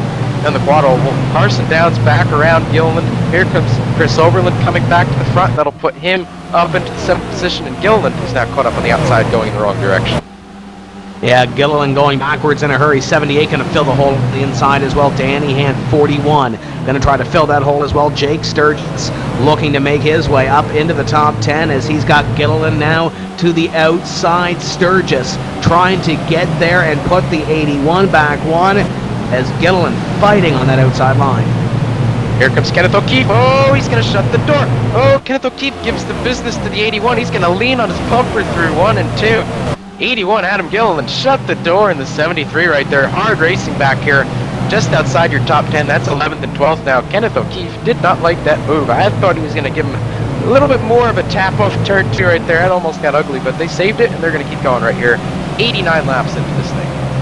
Wise man once told me rule number 1 of stock car racing is you lock, you pay. Kenneth O'Keefe almost made the 81 pay, but he thought wiser of it and backed out on that number 81 of Adam Gilliland. But you think you're going through the race and something happens later on and you see that 81 again. If you're Kenneth O'Keefe, you remember that incident? Geist with the wall glue. They're going to pound the inside wall. Cattell's in it this time. Cattell's going to slide up the track. Oh, man, that was close for Witten back there. Yeah, it looked like Geist got the wall glue on the backstretch, Tim. I was watching that, and, oh, man, Cattell again. Wrong place, wrong time for the 14 2 times tonight. It looked like one of the JDR cars was going under Geist right there, and Geist just hooked it back left, hit the 14. 14 comes back up the track, saves it, does not hit anyone. So again, another huge wreck avoided by some great driving from that 14. When we look back on this season and we see guys make it into the top 25, if Cattell is there, this could very well be a race that either makes or breaks his season. So the 14 of Brandon Cattell, 2 wrecks that could possibly make or break his season in a 10-race series at this Texas Motor Speedway. Cattell has had some pretty decent slides and spins throughout this race so far in the last 2 cautions. Hey, he certainly has, and unfortunately it's none of his own doing. He's just trying to mind his own business, and he got turned by Barry and almost got sent again by Geist, but he's going to keep it off the wall. He's going to have a little bit more damage this time to come down pit road and fix it, and to come down with everyone else. Dakota, you think we're going to see 2 tires this time? That wasn't all that long of a run. Maybe some track position gambles. You might see some 2 tires in the rear of the field, maybe 4 tires up front, but I do know Joey Brown managed to stay out right there, not going down pit road. So, I mean, he could be in a troublesome spot because he stayed out there all by himself. But, I mean, that last run was very interesting. You guys missed a few things in the back where actually 2 cars almost turned around. Philip Geese, that was not his first incident right there. Actually, almost got turned a few laps before that when he was cutting off Dylan DeVoe several times. So, I mean, this racing is pretty intense. It's Chris Overland, I believe, 2 tires, and he is first off pit road, yes. Looks like Overland on 2 tires. I believe that's Kenneth O'Keefe out behind him. That's going to be 2 tires. I'm not sure about Crawford, Lawton, but definitely the 47, 2 tires, 73, 2 tires. Herring, Crawford should be on 2 tires as well as Lawton. So a lot of 2-tire stops up here. A couple guys did stay out though. The 72 of Josh Berry, is he on the lead lap? No, he's a lap down, so he's not gonna get the wave around because the 12 of Joey Brown, your leader, stayed out right there. Andrew Fayash stayed out though, so that's going to be your 2nd place man. The first car off the pit road, which was Chris Overland, he's going to be 3rd. Kenneth O'Keefe 4th. Jared Crawford rounds at your top 5 in 5th. Let's take this opportunity to step away for just a few moments' time, and we will bring you back to live racing at the Texas Motor Speedway. Round number 2 of the NASCAR iRacing.com Pro Series will return after this.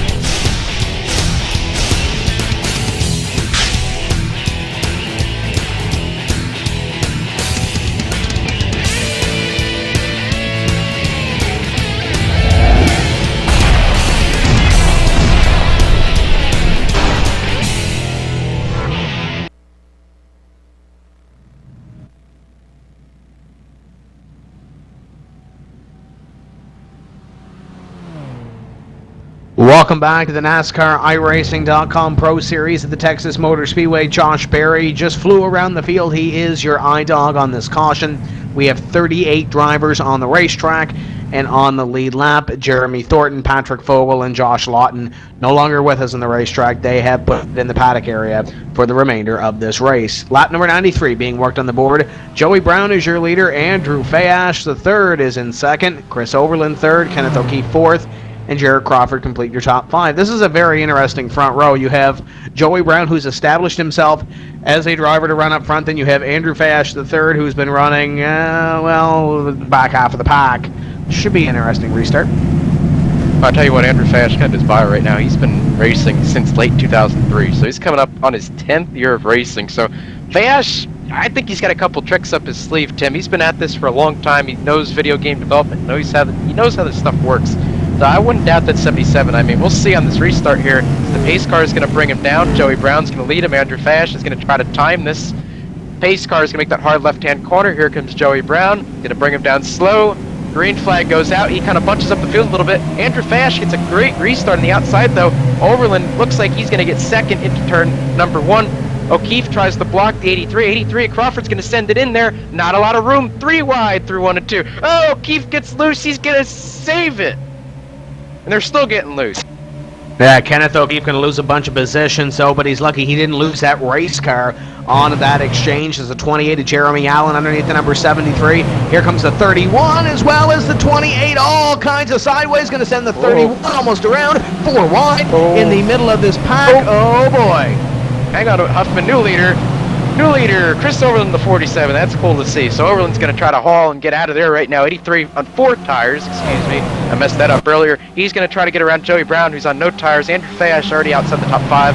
But still, looks like it's going to be a net gain. 3 wide in the back. Almost 4 wide. 81's going to try to send it in on the 04. Going to back off a little bit. Still 2 wide. Right up on each other's bumpers right now. The intensity, I thought it picked up before. Now it's up. There's a caution flag right here around this 04 and 81. It just hasn't happened yet. Jarl Tynan and the 81 of Adam Gilliland trying to make that pass on the 04, and he's tried a couple of times in these last couple of laps, Mike, but just the bomb hasn't gone off yet. Oh, but like you said, it's there. The bomb is planted as the 81 gets tight. Oh, he's going to keep it off the 75. 75 cuts down in front of the 81. 81 gets a piece of the apron.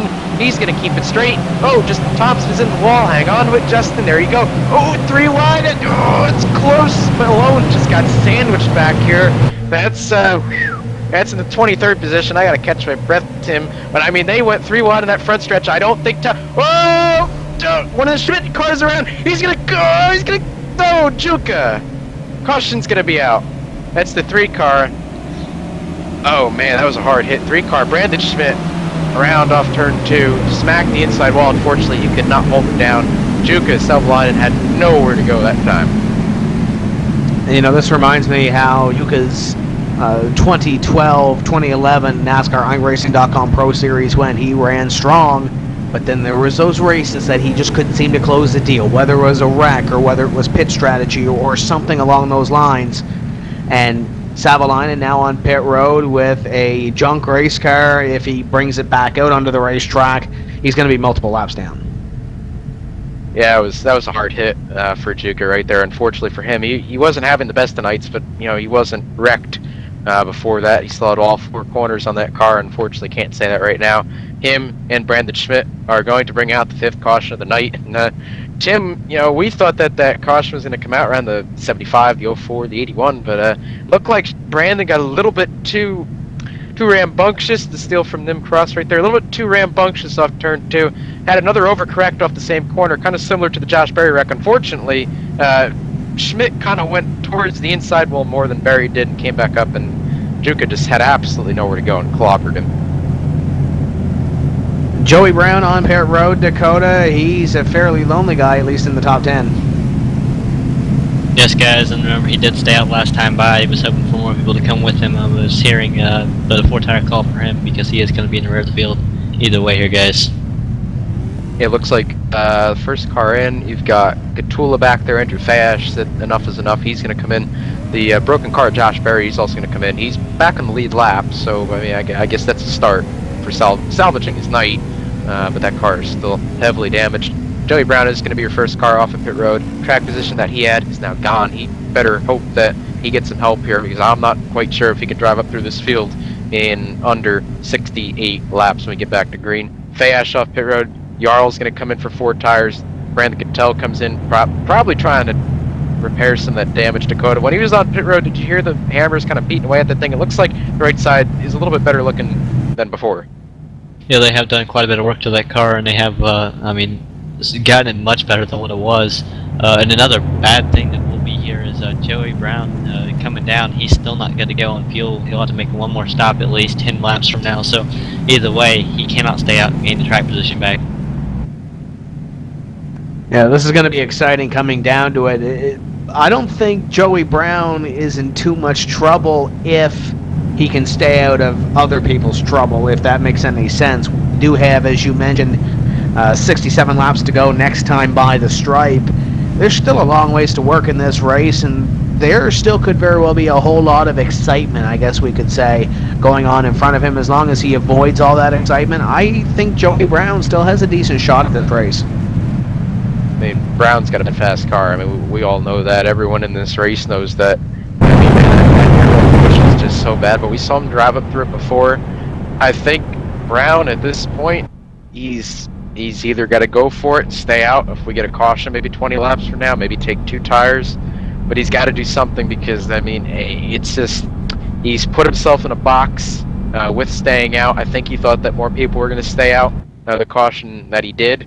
And unfortunately now he's back outside the top 20. So we're going to have to see. We're definitely going to keep a close eye on him as he tries to work his way up the field. And let's just hope that 12 doesn't get wrecked because I want to see what Joey can do here. I mean, that car is fast. And he's really going to give these guys a benchmark of how exactly you can drive up through this field with the aero push or without it. I mean, that 12 is the fastest car here. Let's see what he can do in the closing laps. So your leader continues to be Chris Oberlin, Jarrett Crawford, Dustin Montgomery, Chad Lawton, and Rich Doucette, your top 5. And you look at Crawford, Montgomery, Lawton, Doucette, they've been up in the top 5 for a majority of this race.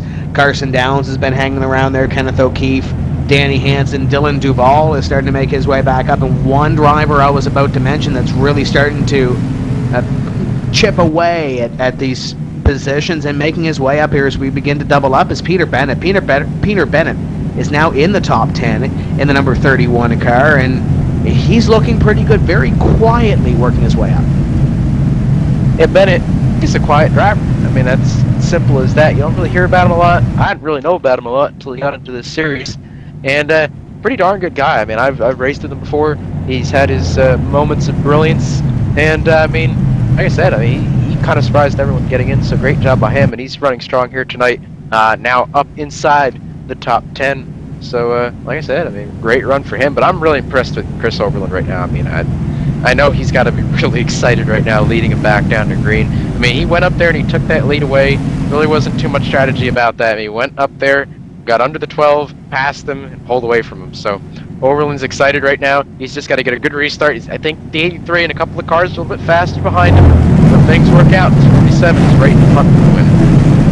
66 laps to go at the stripe when we go green. The first racing Ford Mustang pace car going to head to the infield right here, and Chris Overland is now in control of the field. He goes, green flag flies, 83 on the outside line, and Jared Crawford now has to hold off Dustin Montgomery in the number 8 car. Montgomery going to let him have the line here possibly, and it looks like it's going to be side by side, 8 and 83. 5 car length lead for the 47 car. Chris Overland, he's going to lead him off a turn 2. He's got a nice gap over Dustin Montgomery. I don't know if it's enough though, as they start to close in down the backstretch with that draft. First battle on the track is back here. Landon Huffman right in the thick of it again. Jeremy Allen on the bottom. We've seen them battle all night long. Here comes the 81 of Adam Gill. He sticks it in there. He's trying to take position as well. That's back in the 13th position. Adam goes around Huffman. That should put him up to the 10th position right now. So the 81 making a nice run on the restart right here from 13th to 10th in one lap. Down the back straightaway, Overland continues to lead. I saw the 26 closing in on the 83, possibly poking the nose on that battle, but it gets back to single file racing. 97 of Downs, looking over 73 of Kenneth O'Keefe here. All single file racing within the top 10 now. Here comes 81 of Adam Gilliland to the inside of the number 28 of Jeremy Allen, and we've seen Allen not give a whole lot of people a whole lot of room on the inside, so we'll see what he does to the 81. He goes up the racetrack a little bit here, and he's going to lose at least one spot. Does Landon Huffman stick it in on the inside line? Looks like he is going to 28. Going to let the 75 have the line here, maybe? Yeah, 75's going to toss it in under the 28 into 3 and 4. We saw Allen with those really soft rear springs, soft front springs. We saw him when he got out of the groove in 1 and 2. That car was bouncing all over the place, had a hard time hanging on to it. He did though, and he's going to hold on to that position. Well, no, he's not. Huffman around. Looks like we're going to battle up front for the lead. That's starting to heat up. Montgomery all over the 47 Overland. He's going to get into him a little bit off of turn 2. Get him a little bit sideways. Here comes Montgomery. Caution's out in the back. It looks like 1 and 2 right there. Might be a problem. So the caution flag flies just as Dustin Montgomery was going to make the move, as we have the pace car out. And what happened here? I believe it was Benjamin Burmeister. Yeah, it looks like Matt Moose got sideways in the quad oval. He tried to gather it up on the apron. Unfortunately, he was carrying too much speed. Kind of similar to the Florian Goddard incident we saw at Daytona last year in the DWC series. Comes back up the track. Burmeister tries to miss him. Asks to go into Davidowitz. Try to miss him. Davidowitz comes back down the track into his teammate at 72. Not hard damage right there. But Moose, Davidowitz, and Burmeister, they're going to take the brunt of the damage right there, and they bring out caution number 6 of this race, as these guys are definitely getting a little bit frisky here in the closing laps. Yeah, it looks like the spark is off. The 50 and the 15 made a little bit of contact. Matthew Moose tried to get on the grass there, or tried to get on the inside of Connors, and I don't know if Connors didn't see him or didn't anticipate him to be down there, but they made contact. And the 50 of Matthew Moose, it looked like he tried to slow up a little bit, but couldn't slow up enough to not get on the racetrack and get into the 66 and 25. Tough break for the 50, as he was looking to make a move and looking to come up through the field. But speaking about coming up through the field, looks like they are going to come down onto pit road. Dakota, you have a lot of company down there. Yeah, and I've been hearing all kinds of different strategies. You're going to see some guys take 4 and some guys take 2. I'm not really sure exactly who's going to take what, though. I mean, hearing all kinds of different strategies, like I said. But I have a feeling the guys up front you might see take 4, just for the fact that, I mean, they didn't lose too much stripe position last time. Chris Overland was running up front. I guarantee he's going to take 4 here, as he was on the 2-tire strategy last time by. And as I'm watching here, I believe Chris Overland is indeed taking 4, as well as the rest of the leaders. We have 1 car on 2 tires, I believe. First car out is 81 to chat. I'm seeing Kashiba out first, I believe. It looks like Adam Gilliland out first right there. I believe he made a stop. We're going to have to go back and watch that. Chris Overland going to get Adam on 2, Overland on 4, Kashiba, I believe, on 2. I'm going to get an update from JD Laird here. He's going to whisper in my ear and tell me. But it looks like a lot on 4, a couple on 2. Montgomery's going to come out 4th. Huffman looks like he's going to be on 2. He picks up a couple spots Lawton back there comes out 6th. Kashiba is indeed on 2. So a couple 2-tire pit stops. Overland, he's got the track position still. That 47 car is staying right up front. He's going to have the best tires out of all of them. So Kyle Gatula stays out on the racetrack as your leader. Joey Brown, I kind of anticipated Joey to stay out on the racetrack after the pit strategy that he has. He's got Josh Connors in front of him, Benjamin Burmeister, Brandon Bookberger going to come down on the pit road, Sansone going to stay out on the racetrack. So it looks like right now we have 4 drivers that have stayed out so far, and then you have some drivers on different strategies that did come down pit road. So Gatula is your leader. Maybe he stayed out to get that bonus point. We'll have to see next time by when the field comes by.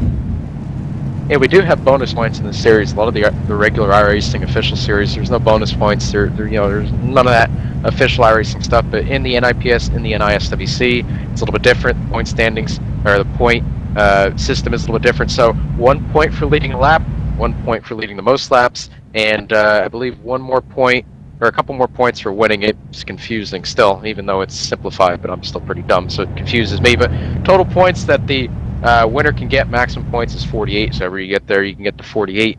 A lot of guys have led tonight, Tim. So I believe that most laps led bonus points still up in the air. So guys like Chad Lawton, guys like Joey Brown, all of them, Jared Crawford, they're still going to be fighting to try to get up to the front and lead enough laps to get that extra bonus point, because that extra bonus point could make or break a championship at the end of the season. And especially when you look at the top 25, if you're new to this NASCAR iRacing.com Pro Series, first time you're watching us here on ETV Live, this is the series to qualify for the NASCAR iRacing.com Series World Championship, which awards $10,500 to their champion. Ray Alfalo, the last 2 years, has won that championship, has won the NASCAR ring, has been on the stage at Homestead Miami Speedway, or Ray will be on the stage at Homestead Miami Speedway coming up in a couple of weeks' time, as it looks like Yugoslav Alainen will be your iDog on this caution. He will receive a lap back. In order to qualify, though, for that NASCAR iRacing.com Series World Championship, you have to be up in the top 25 in this series at the end of 10 races. You have 1 drop week that you can factor in, but at a 12 weeks, you're racing 10 of those 12 weeks on Tuesday nights. It can be really grueling at times. The DWC Series is a little bit more relaxed in the fact that you have an off week every second week. But if you can get through this series and do well, then you're making a name for yourself, and then get a couple of weeks off, and then you hit it big with that NASCAR iRacing.com Series World Championship. I mean, we look back to last season, and first guy that pops in my mind, Alex Warren. Probably saying, who's Alex Warren? Alex Warren, another guy just kind of like Peter Bennett, kind of quiet, doesn't really stir up anything on the site, doesn't really say too much in the forum, comes out of nowhere, gets on Schmidt Chassis Works, gets great cars under him, has great strategy throughout the season. He comes away with the championship, and now people know Alex Warren. Unfortunately, Warren didn't have a very good season in the DWC, but he's definitely fast enough, and he'll probably be there next season as well. Pace cars going to make the hard left-hand corner. Down pit road, here comes Kyle Gatula. He's going to lead him down. 15 Connors outside. Gatula puts the hammer down. He's going to get a couple car length lead off of Joey Brown. Battle's going to be for second. Brown on the inside. Damaged car of Connors on the outside. They're going to fight in 1 and 2. Vinny Sansone is here as well. Sansone in car number 80 on the outside line. He's being passed by Gilliland and now Chris Overland in the 47 as Joey Brown starts to march towards the number 71 of Kyle Gatula for the lead position. Connors in third. He's got Gilliland behind him, and fifth is Overland. Kashiba to 6th, and here comes Dustin Montgomery making his way through the field as he passes Sansone. Montgomery is the second car on 4 tires. Kashiba on 2. Gilliland on 2, Overland back there in the 5th position. He's on 4. He's the first car on 4. As he pulls up to the back of his teammate, he's going to try to catch the draft down the backstretch. Battle for the lead. 71 into the wall up in 2. Here comes the 12 of Brown. He dives it in to 3. 15 of Connors is going to try to follow him through as well. Good to see Josh Connors running up here in the Ultra 4 Sim Tim's Corner Motorsports number 15 as he takes second, and now 47.81 as they work to the inside line. Gilliland looking to pass Gatula, looking to make a hole there and possibly force his way into the position. 32 tried to do the same on the 47. That was really close. I was ready to say, uh-oh, trouble, but they saved it. So Overland's going to keep going. 32. Ooh, Kashiba. 8 of Montgomery. Here he comes down to the bottom. He's going to try to take away the position from the 32.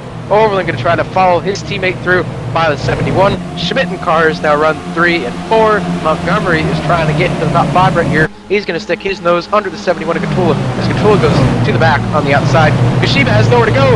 Kashiba gets sideways through 1 and 2. Smokes the right rear tire and he saves it. He's going to continue on. But he's going to lose a bunch of positions here. Jared Crawford going to pass that number 32 now of Paul Kashiba. So watch him try to march his way back through the field. The 71 of Gatula tries to cut in front of the 75. That's not going to work. Landon Huffman to the inside of the number 71 of Kyle Gatula as your field works on lap number 114. Your leader is Joey Brown. Josh Connors in second. Gilliland in third. Overland fourth. And Dustin Montgomery completes your top 5 all single file. And back here, Gatula continues to fall back as Gilliland pokes out a line. Looks like Gilliland, Gilliland's gonna let the 47 by. A little bit of teamwork right there. He's not gonna let that 8 by though. He's gonna hold him up to the outside. That was some pretty darn good strategy right there. If the 81 could have held that 8 up a little bit further in the 5th position, and the 26 could have gotten under him, and that could have freight trained one of the faster cars up there, Dustin Montgomery. So smart thinking from the 2 Schmidt cars up there up front. Battle is on right outside the top 10 right now. Kenneth O'Keefe takes the 11th spot away from Kyle Gatula. Here comes, that looks like, is that Danny Hansen? Yep, that's Danny Hansen, all right. Up to 12th. Here comes Jarl. He's trying to make his way back up in front as well. He's going to go to 13th, I believe. And Gatula continues to slide back on those old tires. And Carson Downs will be the next on the list to make a move on that number 71. But just in front, as you mentioned, Jarl Tynan is starting to make his way to the front of the field. He was quiet the first half of this race, and Jarl right now in position number 13. I think he's going to have something for at least a top 10 run here by the end of this. Oh, the 71's a little bit of the wall right there. 42 is going to go under him. That's going to be for the 15th position. That will be for 16th. Oh, look at that. Brandon Cattell, he's in one piece and not getting doored. Tim, that's a first tonight. So he's going to get back up to the front right here. He's going to go around the 71 of Kyle Gatula. That'll put him up into the 16th position. So it looks like Cattell is definitely salvaging something right now. Gatula continues to fall back. Looks like Gilliland just got freight trained on the bottom right there up at front. Gilliland now back to 7th. Set around, Lawton around, and the 8 of Montgomery also got around as well. So Gilliland on those 2 tires starting to feel the effects of worn rubber as well. Yeah, he lost a handful of spots there, did Adam Gilliland in the number 81, as he's now behind Rich Doucette in position number 7. So Gilliland maybe trying to save some of his stuff, maybe thinking this race is going to go green or have a green flag feel to it at the end of this race. Most of your top 10 is single file right now. Guys trying to log some laps. Your leader continues to be Joey Brown. And I know you mentioned it on the restart. Josh Connors, a little bit of damage, but he's still holding his own in position number 2. How about that? I told you, man, these pit crews down here, they got some pretty darn good pit crews. Like I said, Brian Schoenberg fixed this car a lot in the last DWC season, was able to come home with the top 5 in the overall standings as Chris Overland gets past. I mean, Connors killed that car. I mean, it wasn't, the thing that saved him was he didn't skew it out. I don't think he bent anything too bad, and they're able to just kind of push in the fenders a little bit, the quarter panels, the bumper, and the nose, and the hood, and everything else that was broke on it. And he's back up front running in second. I mean, strong run for the 15 right now, and way to go, Josh Connors, for sticking in it and not giving up. Connors in second. Now Dustin Montgomery in position number 3 as he makes a pass on Overland. So Dustin Montgomery will be looking to make that second place move in just a few laps time. Lawton completes your top 5. Gilliland is falling back to position number 6. Here comes the number 8 to the inside of the 15. Going to make it look easy here. Dustin Montgomery takes the spot. Montgomery takes that, so Jared Crawford crosses over. Oh, Kenneth O'Keefe blows up off of turn number 4. Let's get a camera on that one. He's smoking hard down the front stretch. They have to, guys back there, they got to stay out of that smoke stream, so that will fill up your windshield really quick. You won't be able to see anything for the rest of this run. So O'Keefe gets out of the way. He's going to go to the apron. He's going to get out of everyone's way. So that's our second car blown up tonight. Unfortunate for that 73. He was having a solid top 10 run, and that's going to put him outside the top 30 and really kill his points day. So 73 of O'Keefe out with a damage, with an engine failure. Also the 40 of Lawton, to recap, out with an engine failure. So 2 failures so far, Tim, and I'm not quite sure we're done seeing. 122 complete here at the Texas Motor Speedway. We are closing in on the final 45 laps of this event. Your leader continues to be the 12 at Joey Brown. He's got about 6 car lengths on Dustin Montgomery. Josh Connors in third, Overland in fourth, and Chad Lawton completes your top 5 right now. And just looking through lap times right now, it's mighty close between about your top 10 in times. Jarrett Crawford might be the quickest guy that's not in the top 5 right now as he make a move on the 75 of Landon Huffman. Huffman to the outside, Jarrett Crawford to the inside. Crawford looking to pick up a spot here. He looks fairly quick. Yeah, Crawford is coming back. He lost a couple positions in that restart. Was passed with the 32, passed with the 75. Now he's starting to go back around him. So he really hasn't had a net gain as of yet on this restart, on this run. But he is going in the right direction. That 83 car is pretty darn fast. So he's going to pick up the 8th position right there, and he's going to set his sights on the 81 in front of him. And just a little bit ways in front of these guys, it looks like Josh Connors has fallen back into the clutches of Chris Overland and Chad Lawton and Rich Doucette. So it looks like there's a battle starting to brew for 3rd as well. So keep a half eye on that battle, as it looks like everybody else are at the top 10. Top 15 actually is single file right now, as Connors has company in the 15. Yeah, I think we might want to go on board with that Chad Lawton car. He's starting to duck out more and more on these straightaways, and I'm not quite sure how much longer that engine's going to go. I'm sure he's probably on 30% tape. He's going to finally get some clean air under Overland. Overland's going to lose a couple spots here. But him being tucked up behind that 47 car, that was not doing anything for his temperatures. His Doucette's going to make some room under there as well. 47's going to lose 2 spots in the matter of a corner. So Rich Doucette moves into position number 5. He falls back and starts to chase at number 26. But you saw that there with the exchange of positions in 96 and 47. Those guys were nose to tail, and now there's about 5 car lengths between the 26 and 96 right now as he moves underneath Josh Connors. Connors is going to surrender position number 3 to Chad Lawton. Yeah, Connors is back to 4th, but I mean, the good news is he was back in the 30-somethings before. Now he's up inside the top 5, and I mean, he's holding his own. He's got a good car in there tonight. Even with all that damage, he can still run up there and be competitive and be relevant. So again, that 15 car, great turnaround so far. It looks like he's probably going to lose the 4th position right here, as it looks like he's down on top end speed. Man, that thing sure gets through the corners really well, as he's going to get bypassed right there by the 96 of Doucette. So back to 5th for Connors, possibly 6th right here, as Overland puts the hammer down off 4 right there, Tim, and maybe put it down a little bit too hard. It looks like he broke the rear tires loose a little bit. When you think pit strategy, I think back to that Las Vegas race that we had during the NASCAR iRacing.com Series World Championship season. If you didn't get a good run, if your Chad Coleman immediately comes to mind, top 5 run, gives you a little bit of momentum. He qualified into the NASCAR iRacing.com Series World Championship, and he can look back on that top 5 run and say, hey, that helped me greatly to get into this series. If Josh Connors can hold on for a top 10 finish, he might be thinking the same thing, especially in a close 10 race series like this. Yeah, I mean, if you can just 1 solid week, maybe 2, that can really lock yourself in there. For instance, we talked about it with the one-on-one in the pre-race show. Chad Lawton mentioned how he's going to have to come up to New Jersey and do the Hurricane Sandy relief. He might be gone for a month, maybe longer, maybe less. He doesn't really know as of yet. But still, if the 26 car Chad Lawton, if he can come out of here with the top 5, come out of Daytona with a win, I mean, he's got 2 solid points days to kind of lay the foundation down, so he can miss a couple races, probably still make the series. So, I mean, that's what you got to do. If you're going to do anything, you got to have a couple solid weeks. I mean, it's better to have 10 solid weeks than 2, but still, if you can get 2 solid weeks in, you're on the right path to being able to make the top 25 this season. 81-75 side by side is Gilliland going to find a hole behind the number 75 just in front of them. Overland continues to drop as he has the 83 and 32 looking to the inside. 81 going to try the crossover on the number 75 of Landon Huffman. And remember, I said back about 20 laps ago that I thought Jarl Tyen, if he continues to pick up positions, would be in the top 10. He sits in 11th place right now and has a front row seat to the battles in front of him.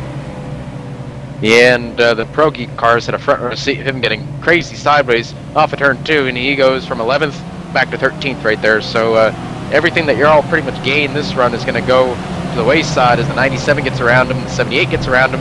But it looks like Jarl is not done yet. He's going to get back under Carson going into turn 1 and 2. Brandon Cattell with that beat up right side, he's still trucking along quite nicely. He's going to try to challenge the 97 as well off of 2. Jarl's going to clear the 97. Here comes the 14. He's going to try to make room down there, and Carson's going to shut the door, and Carson is going to go back to 13th. Cattell holds 14th, and Jarl goes back up to 12th. So Jarl will continue to work his way towards the front of the field after that little slip up. Single file throughout most of your top 10 as they just put Savalainen 1 lap down. Joey Brown is your leader by 4 car lengths over Dustin Montgomery, Chad Lawton in 3rd, Rich Doucette in 4th, and Josh Connors in 5th, but he has company in a big way. Jarrett Crawford is on the back bumper of the 15. Yeah, Crawford on the back of the 15, 81 of Gilliland just hit the wall on the backstretch. Looks like he's got some heavy right front damage from somewhere. I'm not quite sure where, but that car is definitely getting beaten up. Looks like the battle is going to be for the 5th position. 83 wants it, 15 doesn't want to give it up. Connors to the outside. Crawford inside. Crawford's going to clear him. Kashiba with a strong run on the bottom right there. Looks like he's going to get around Connors as well, if I can speak. And Connors is going to go back to 7th, maybe 8th. Okay, 7th. And Kashiba's going to get around Tim in the Overland machine right there, the 47. He's going to look to take that position as well. I'm sure Connors is looking for some caution laps or a caution flag in a big way right now as we are closing in on the 30 lap to go mark in this event. Overland on the back bumper of the 15, as is the 75. 32 goes down underneath 13 to put him 1 lap in the rears of the 32 of Kashiba. Yeah, Juke up there, I mean, he's damaged. We were talking about Connors and how he fixed his damage, but, you can't full throttle someone at 190 miles per hour and expect the guys down the pit road to fix it. I think Juke is pretty darn lucky that car didn't blow up and they didn't park him because, man, he hit Brandon Schmidt a ton. But he's still out there. Juke currently is in the 34th position, 4 laps back to the leader. And at this point, he's just trying to salvage anything he can. Looks like Overland trying to get a little bit more right here. He's going to take 7th away from Connors. Huffman going to go to the bottom. He's going to try to take the position away as well. And Danny Hansen back there in 78, having a strong run back up to the top 10 right here. He's going to look under the 15 as well to 1-2.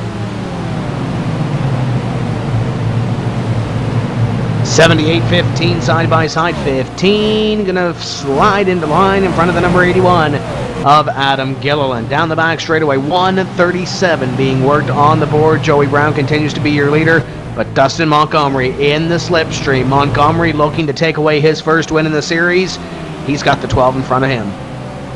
Yeah, Montgomery has closed it down quite a bit. He was about a half a second behind a couple laps ago. Now he's within 0.2 of a second, 196 thousandths behind the 12 car, Joey Brown. He's closing in. He's going to get some nice draft down the backstretch. Not going to be close enough to make a run to 3, but if he can get off turn 4 right here with a nice run, he might be able to challenge the 12. But it looks like Joey got him to that corner really well that time. He's going to gap him a little bit coming to the line. Brown this time by will continue to be at least a car length ahead. It's 2 car lengths thereabouts ahead of Dustin Montgomery in the number 8 car as Montgomery tries to close in. And right now, do you really push it if you're right there on the leader? Do you possibly just keep him there, maybe play a little bit of mind games right now if you're Dustin Montgomery? Well, I mean, it all depends on what kind of strategy you want to take. If I were me, I'd try to get to the lead right now, try to get those laps led, so maybe I can get the bonus point for leading the most laps. I'm not quite sure Dustin is in that battle right now, but I mean, I don't know, so he probably doesn't know either. So if I were him, I'd get up in front, because if you sit back there too long, you're going to have Chad Lawton on your bumper, and you're also going to get that right front heated up, and you're going to be junk at the end of the run. But I mean, we're coming to the closing laps. These guys, they still have to make one more pit stop, Tim. So it's going to be interesting to see what they do at the end. Are they going to take 2 tires and fill it up? Or are they going to take 4? Are they going to not fill up? Are they not going to take any tires? It's going to be quite interesting here as we come down to 27 to go. 27 laps remaining in this event, round number 2 of the NASCAR iRacing.com Pro Series at the Texas Motor Speedway. 141 of 167 being worked on the board as Overland is under fire from Landon Huffman. Huffman to the inside in the 75. It's closing in Danny Hansen. 3-car battle for position number 7. Huffman wants it. Here he comes down to the bottom. He's going to take it, and Overland's going to try to slide in front of that 78. Oh, there's no room. And a little bit of smoke off the 2 cars right there as they bang sheet metal right there. Hansen stays in it. No, he's going to get under Overland. Overland should just fall in behind the 78. He's got a hole. There he goes. Overland's going to fall back to the 9th position. I mean, Overland, he's still got a strong run, Tim. I mean, I've been very impressed with him the whole race. He's knocked down the wall a couple times, but he's really kept in it. Another driver that he's not quitting, and he's got a solid top 10 run going right now. And look who's just busted his way into the top 10. Jarl Tyen is in the top 10 after passing Josh Connors 04 in position number 10.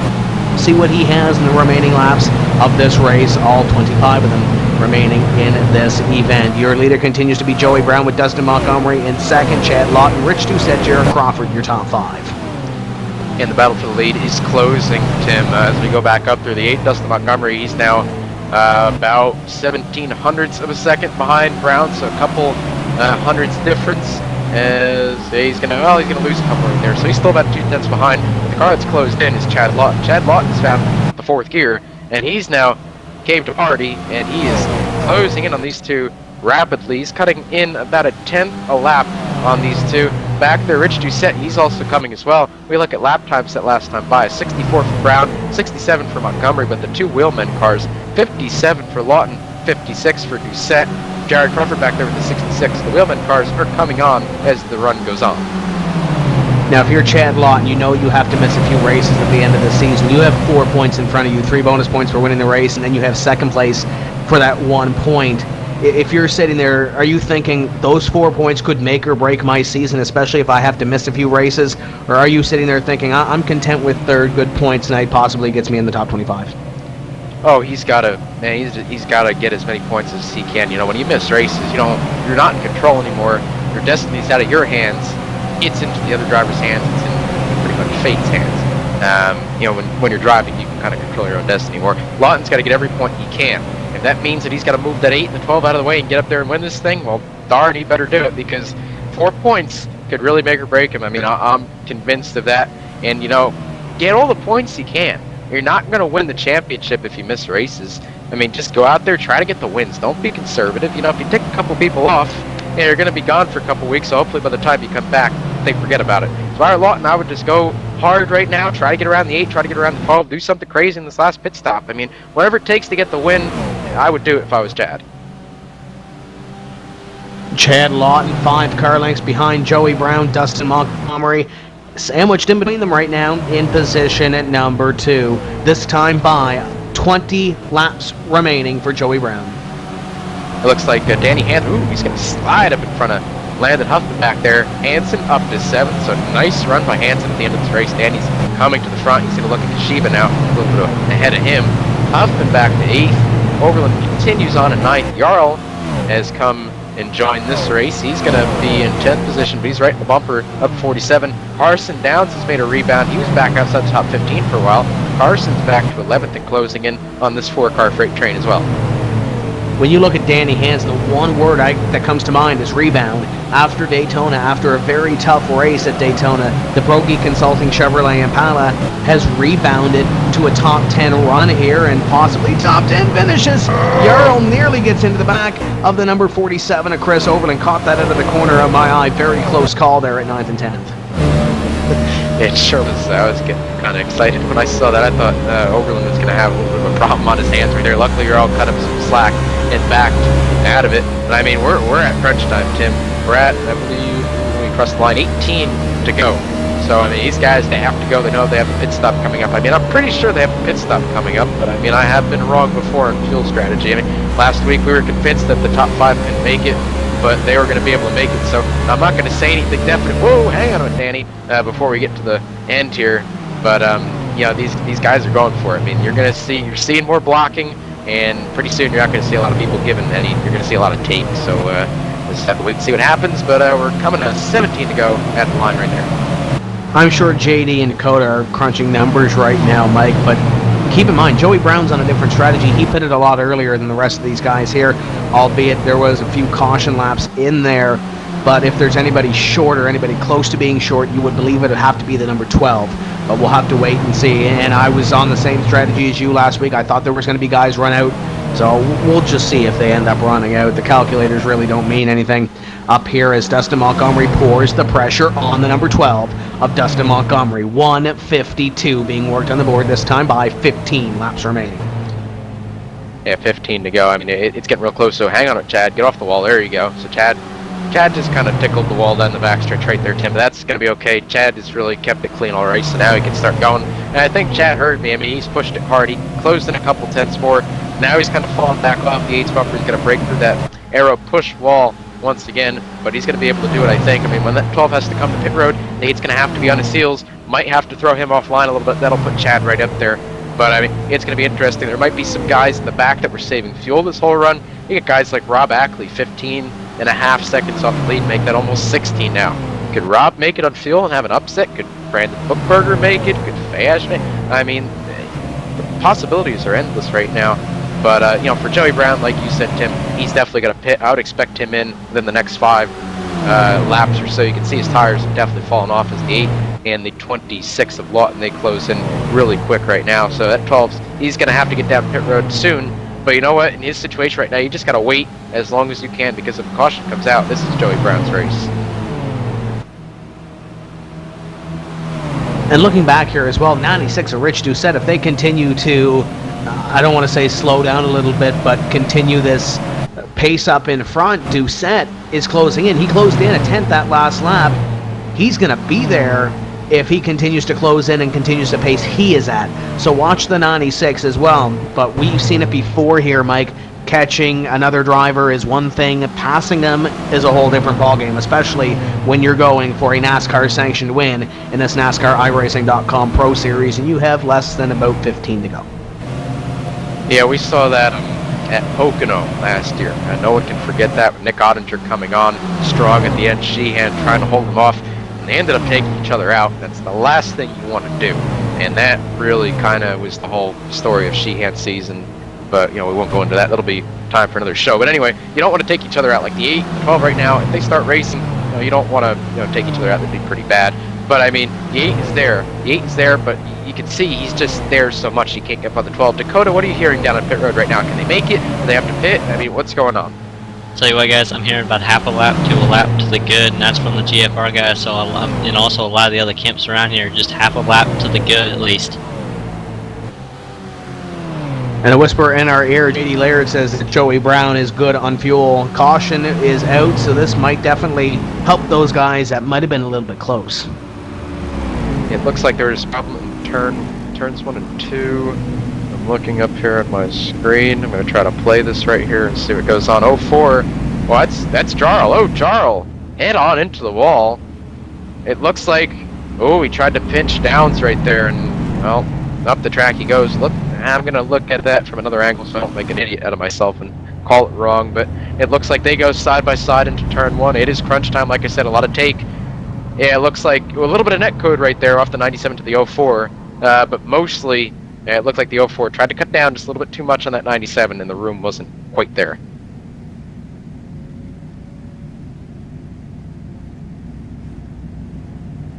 There's two sides to this story here. The 97 and the 04 going down the back straightaway. 04 and 47 were side by side. 97 gets the run, tries to go high. Jarl, they go back and forth, a little bit of cat and mouse, and the 97 just shoves it into the 04. I know it's crunch time, and I don't know if there was any need for the 97 to do that to the 04. They go side by side, and Jarl definitely was not clear going into corner number 1, and he goes into the fence.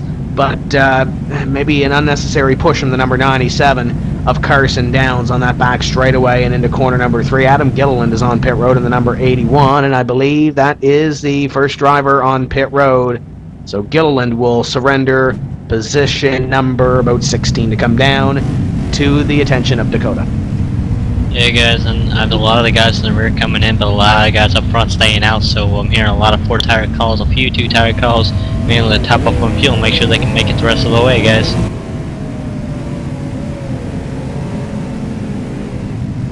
And Tim and I are just kind of looking back at that replay, kind of laughing about it. I mean, you could definitely see that coming from a mile away, and I think one of the broadcasters on TV, Tim, I think he always says that there's always more to the story. You know, there might be a wreck, but you back that thing up about a lap or two, and you're going to see why they wrecked. I mean, you look at the Kansas race this year, Kyle Busch, Ryan Newman going at it, and that kind of started on the backstretch and ended off of turn number 4. And we kind of saw the same thing happen right there. Downs and Tyan getting a little bit heated right there off of turn 4. It looked like Tyan kind of had to check up in the center of 3 and 4. Downs didn't want to lift and just kind of gave him a shove in the left rear, sent him up the track. And unfortunately, Jarl tried to go down to the next corner, and he wasn't clear. And that's going to really end Jarl's night. He's going to go from having a top 15 run back to the 32nd position, last car in the lead lap. And when you look at the standings and you look back on this season, if Jarl does not make the top 25, this could be a race that he looks back on and says, I could have had a top 10 run there, but circumstance took that out of play. And looking back at that, maybe he thought it was an eye for an eye. Carson gets into me. I go into the corner maybe a little bit hot and maybe thought he was clear, but obviously was not. Maybe a little bit of misjudgment there. It happens sometimes in the sport that we call stock car racing. So it's it's tough for those two drivers, as the 12 and the 8 will pace under here. 7 laps remaining this next time by. Yeah, 7 laps to go. We're down to the nitty-gritty in the 8 car. He's hungry. He's got fresher tires. That 12 car, man, his tires are done. He's got some of the oldest tires out there because he pitted before all those guys behind him. So the 12 is going to really have to hang on right here. One extra heat cycle on those tires. That's not going to make for fun racing for that 12, but he's just going to have to hang on. We've seen him be fast tonight, Tim. We'll just have to wait and see what he does after this restart. And I know we've been trying to hit some of these plugs in for some of our sponsors, but man, we've been so busy here this evening that we really haven't got to it. So we are going to mention a couple of our partners here at this time as we close in on the finish of this race. One of them is, of course, the VRC MK2 virtual racing seat, a simulation racing cockpit created and designed by championship race car driver Bob Earl. Who better than a real race car driver to design a simulation racing cockpit, a high quality and affordable alternative to others that cost thousands of dollars. $349 plus shipping, and you can order one today at BobEarlRacing.com. Stock Car Evolution brings the intensity, grit, and roaring sound of NASCAR to the PC and R Factor. Do you have what it takes? Find out at StockCarEvolution.com. And the winner is Motorsports Show, also on board, along with Gary Mercer Trucking, OpenPaddock.net, Hostile Contact Simulation Servers, ETV Radio Live, and Von Eriks. We want to thank all of them for coming on board this season for the ETV Live presentation of the NASCAR iRacing.com Pro Series. While we have the opportunity, as well as I see the lucky dog just goes by the pace car, that's Richie Davidowitz in the 25. He's booking it around. Once again, hashtag NIPS Texas. That's once again hashtag NIPS Texas. If you're on Twitter, use that hashtag. JDR Graphics is putting up a $15 iRacing gift card for the most creative tweet. You only have a few laps to do so. Once again, hashtag NIPS Texas. Mike, we're coming to the restart. This could be exciting. Definitely is. Again, Joey Brown on those older tires. Dustin Montgomery with a fast car up top. Get a lot of fast cars up here. We're trying to take this win away from the 12. Coming to the restart.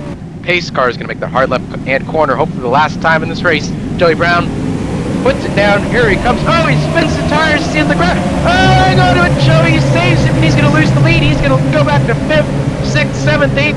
Oh, Huffman. You're going to go up the track. Oh, this is going to be it. Oh, there he goes. Race is over. Dustin Montgomery's going to win. They're still trying to wreck. We're on lap 162 here as they'll come by and take the caution flag. 4 laps left to go. Can we get a 1-lap shootout here? Oh, yeah, you're right. We might get one. It just depends. We even have, oh, this is going to get interesting. This is going to get real interesting real quick, because if we get a 1-lap shootout, oh boy, this is going to get fun, Tim. I hope we have a 1-lap shootout. I really hope we did last week, and we didn't, unfortunately. But right now, if this race is over, it's Dustin Montgomery, your winner. Winner from last week, Chad Lawton, to 2nd. Jared Crawford, 3rd. Danny Henson, 4th. Richard Doucette, 5th. Carson Downs out of nowhere, up to 6th. Joey Brown, after spinning the tires in the restart, back to 7th. And when Joey spun the tires, they went all over the place trying to miss them. And I think that's really what kind of triggered that wreck down to turn 1. But looking back at this restart, you have to feel for Joey Brown. Very pressure-packed situation, probably the biggest restart of his sim racing career, and he fumbles the ball, essentially, is what he did on that restart, and nowhere to go. I'm sure Chris Overland did not see the 12 car slow up. He might have had the spotter in his ear, and I'm sure David Schulthouse was in his ear telling him what was going on, but Overland inside the car cannot see that 12 of Joey Brown slowing down and having the fumble on the restart. The 75 of Landon Huffman has to go low to avoid the 32, and Chris probably did not see. Not trying to make excuses for the number 47, but there was a lot of things going on there, and then a little bit of exciting racing after that into corner number 2 between 96, 97, and 12. They were 3 wide. Yeah, I thought they were going to have another huge mount off turn 2 right there. You've seen a lot of them tonight. I thought that was going to be the third one, but yeah, I mean, I hope when the officials look at that, because we do have the incident system here in the NIPS, I hope that they call that a racing deal. I mean, that was just a cluster of a restart, and the 75 tried to come down a little bit, 47 came up, and this wasn't enough room right there. Unfortunate for Landon Huffman, had a great run all night, drove with a head on his shoulders, didn't make anyone mad, didn't do anything stupid, and unfortunately, he's going to be back to the 31st position right there. Richie Davidovich was also caught up in that, but Richie was already at the back, so it's just insult to injury at that point. But we're coming around right here. We're on lap 164. Pace car's got the lights on. If we're going to go back to green, I believe the lights have to go off this time by.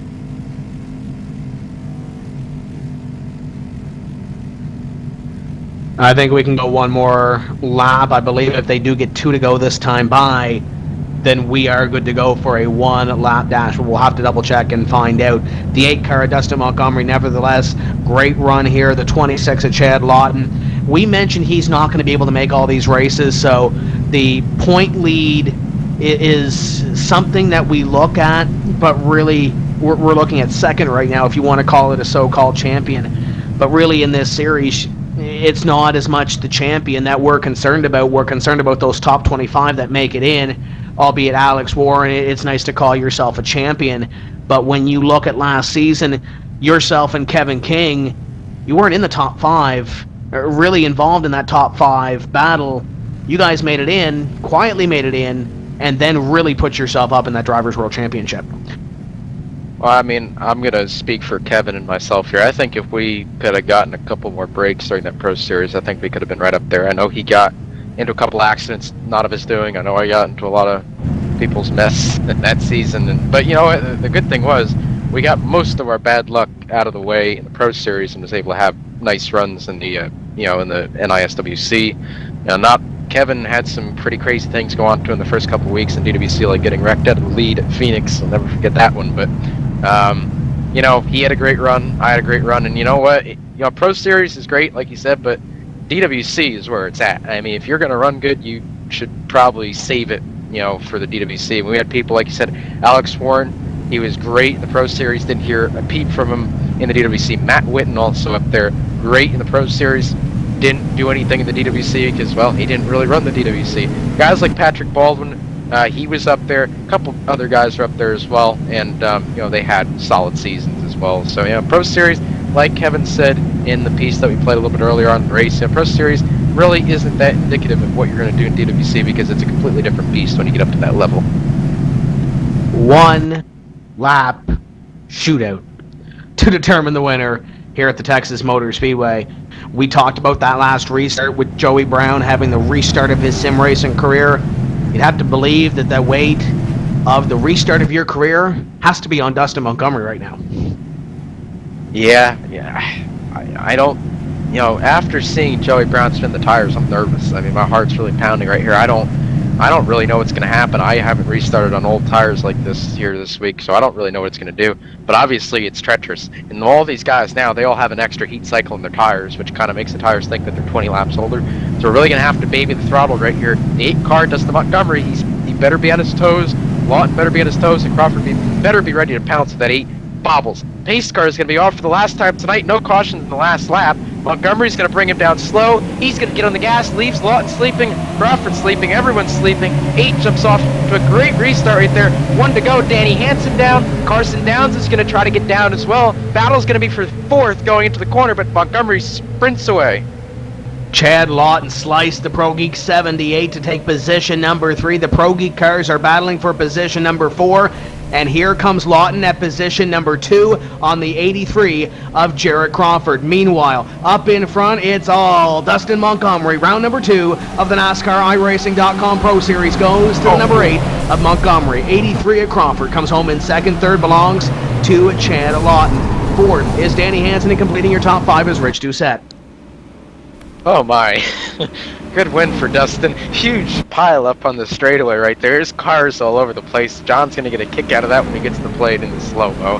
That was crazy back there in the backstretch. They piled up. Overland went driver's side door into the quad oval wall, and, well, I guess it didn't matter at that point. But it looks like Montgomery, like you said, is going to win it. Jared Crawford, nice run to second. Lawton third. Hanson fourth. Doucette fifth. Carson Downs sixth.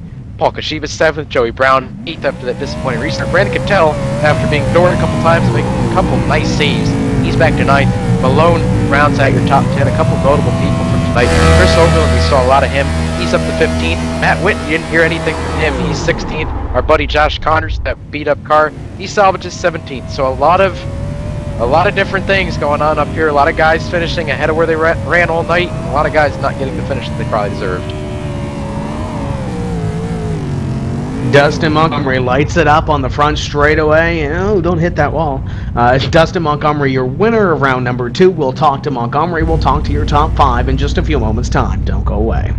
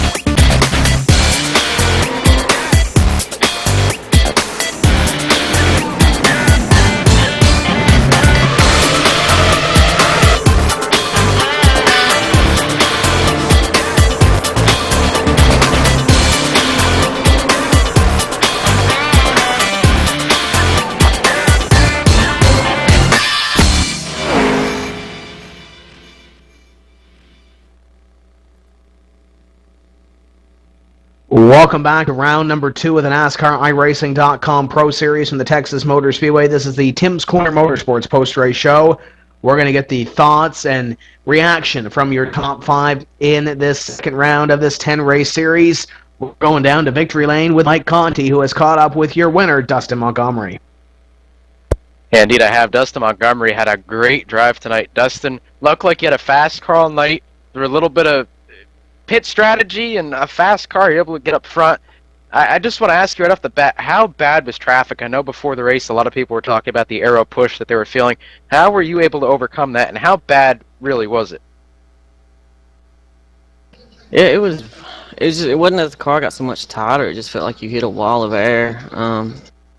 After that first run, I thought the car was great, no problems. And then, after that first pit stop, just being in a wall of air, your times, it didn't feel like you were going any slower. It just you could not get to the guy in front of you.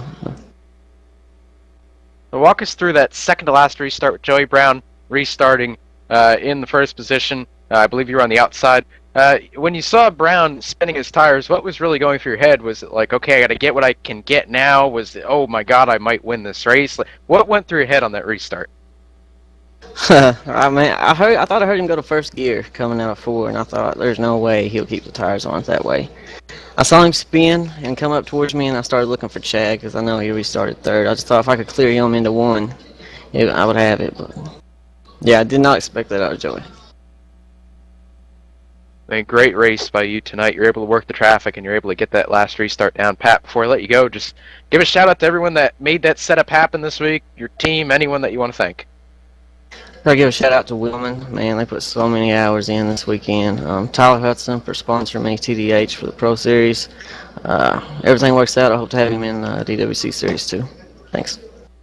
Great run, Dustin. I want to thank you for having a different car than Tyler Hudson's DWC car, so I could actually tell you apart this week. I appreciate that. That's Dustin Montgomery, everyone. I'm going to send it down to Tim Terry, who's caught up with Jared Crawford, your second place finisher. Jared Crawford comes home in position number 2. Let's talk about that one lap dash. You come in position number 3. You exit in position number 2. Talk about that last lap. Oh, I knew if I got a better jump than Chad and got under him that second place was easy. I knew I wouldn't get to Dustin. I didn't really deserve to be in second place. My car was very, very tight all race. Put many pounds of air in the right rear, and it still didn't turn. But I'll take it. That was a hard-fought race. And it's a rebound race for you. Finish 24th at Daytona. You finish in position number 2 here. How big is that for a momentum boost heading down the second half of this, or the last 8 races of this season? Oh, it's big. I definitely practiced my pit stops this week. Didn't want to make that stupid mistake again, and it's huge. We're going to Phoenix, and that's always been a pretty good track for me, so I'm looking forward to going there. You have a couple of different tracks upcoming with Phoenix, Homestead, Pocono, Kentucky, just to name the next 4. With this being right in a row, bang, bang, bang, how do you really set up mentally for a Pro Series like this with so many different tracks right in a row? You just try to take it 1 week at a time. I'm lucky to have a great team with Wheelman, and they do a heck of a job on setup, so each track is a new challenge, and each week we encounter a different problem, and we always seem to overcome them. So I'm looking forward to any track they throw at us. You mentioned the team, and I know you have a couple of blank quarters on the race car, looking to fill some sponsors. Let us hear who's on the team, and give us a little bit of a sponsor pitch to try to fill these things. Yeah, it's pretty blank. I got Tim's Corner on there, and I'm grateful for that. But other than that, I'm just riding a blank car, hopefully trying to get something for DWC. And I run up front pretty consistently, so I'd be a good guy to sponsor. And Jared Crawford comes home with that second place spot and rebounds and puts himself a little bit further up in that top 25 in points to try to punch his golden ticket into the 2013 NASCAR iRacing.com Series World Championship. Mike Conti has caught up with Chad Lawton, who should come out of this as your point leader. Oh yeah, Chad's going to come out of this race with a larger point lead than he went into it with his closest competitor, Carson Downs, finishing in the 6th position. So, Chad, great race. It looked like on that last run you were catching the 2 guys in front of you. Tell us about the fuel at the end. It seems like every race we're talking about fuel, but were you good to go on fuel, or did you have to come down one more time and top it off?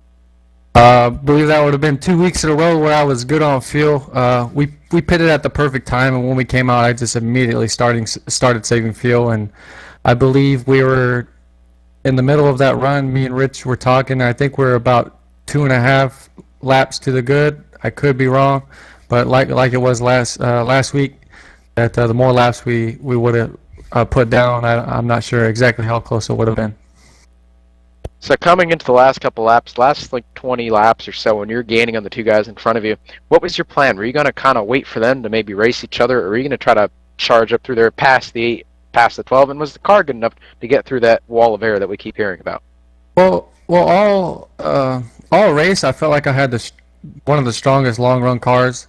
Probably not the speed that Dustin, Joey, and Jared had it at the start of the run, but towards the end, when everyone else was fighting the wall of air, I seemed to do a little bit better than most of them, and I knew I would have to race Dustin if we would have went green that whole way, because I don't think if Joey would have made it, that would have been a surprise. So basically, my race was against Dustin, and once I caught up to them from about a second back, there was a wall and I couldn't do anything. Yeah, definitely. We could see that the whole night. Looked like aero push was definitely bad, especially if your car is a little bit tight to begin with. Now, all right, we're gonna move past Texas. We're gonna think about next week at Phoenix. I know we talked in the 1-on-1, and you're most likely not gonna make Phoenix. If you do make Phoenix, what is your plan going in there? Are you gonna try to take it easy, maybe conserve a little bit, or are you gonna go for the win again at Phoenix and try to cushion your points lead, so when you do have to be called away, you'll have more of a points lead to kind of cushion you, so you can make the top 25 without as much worry? Well, as it looks, as of right now, we've got no word if we're going to help the disaster. So we're looking good for Phoenix. Me personally, I've never been to Phoenix. I don't think I've turned any laps around Phoenix other than I think in the National Series car. So this will be a whole new experience on learning a new track that I haven't ran with in the A car. But I'll be looking to go in there with a top 10, and hopefully, if luck goes my way, top 5, and continue to keep the points lead. Well, Chad, great run tonight. I enjoyed doing the 1-on-1 with you after your win at Daytona, and a great run tonight once again. Like I said, you're going to be the points leader coming out of here, coming into Phoenix. We'll see what you can do next week. Before I let you go, got to thank those sponsors. I know Gary Mercer and a shopping list of others you need to thank. Yeah, I need more sponsors, but you always do. But I'd like to thank Gary Mercer Trucking for sponsoring me, Brennan Mercer. I'd like to thank JDR Graphics for my paints, awesome paints by him. He does a good amount of cars in the Pro Series and DWC, one of the best painters on the service. And Tim's Corner I finally got him on board this week. We had some problems last week, but finally got him on board this week. And thank you guys, ETV, for putting this on. That's Chad Lawton, everybody. Your third place finisher tonight in Texas, and your NIPS points leader going into Phoenix. Best of luck to Chad next week at Phoenix. And send it back down to my buddy Tim Terry, who's caught up with Chase Show driver Danny Hansen. Danny Hansen comes home in position number 4. I'm going to ask you the same thing I asked Jarrett, and I know you had a windshield full of Chad Lawton going down into corner number 1. Describe that one-lap shootout. Well, with the final green flag run, a couple of guys up there, we weren't sure if they were making it on field, and I was catching Paul. I wasn't too happy when caution came out with about laps to go, but then we had that crazy restart, and we got up to P4, and I just wanted the race to be over, and we got a one-lap restart, and I got another great restart. I was getting great restarts all night, and I was able to get in ahead of Rich, and I really wasn't looking for any more than that. I don't think the car really that good, but we were able to come home with a good finish.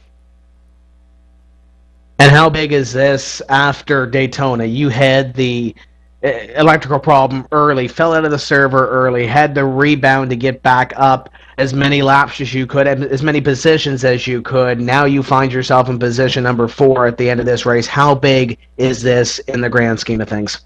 It's early in the season, but I still think it's pretty big. Going into this week, I just wanted a huge rebound week, and I don't think I was really expecting P4. Testing throughout the week, I wasn't happy with the car. I wasn't sure how the race was really going to go, and ran a really loose car all week in testing, got in the race, and it was tight, but it was fast, and P4 is huge right now.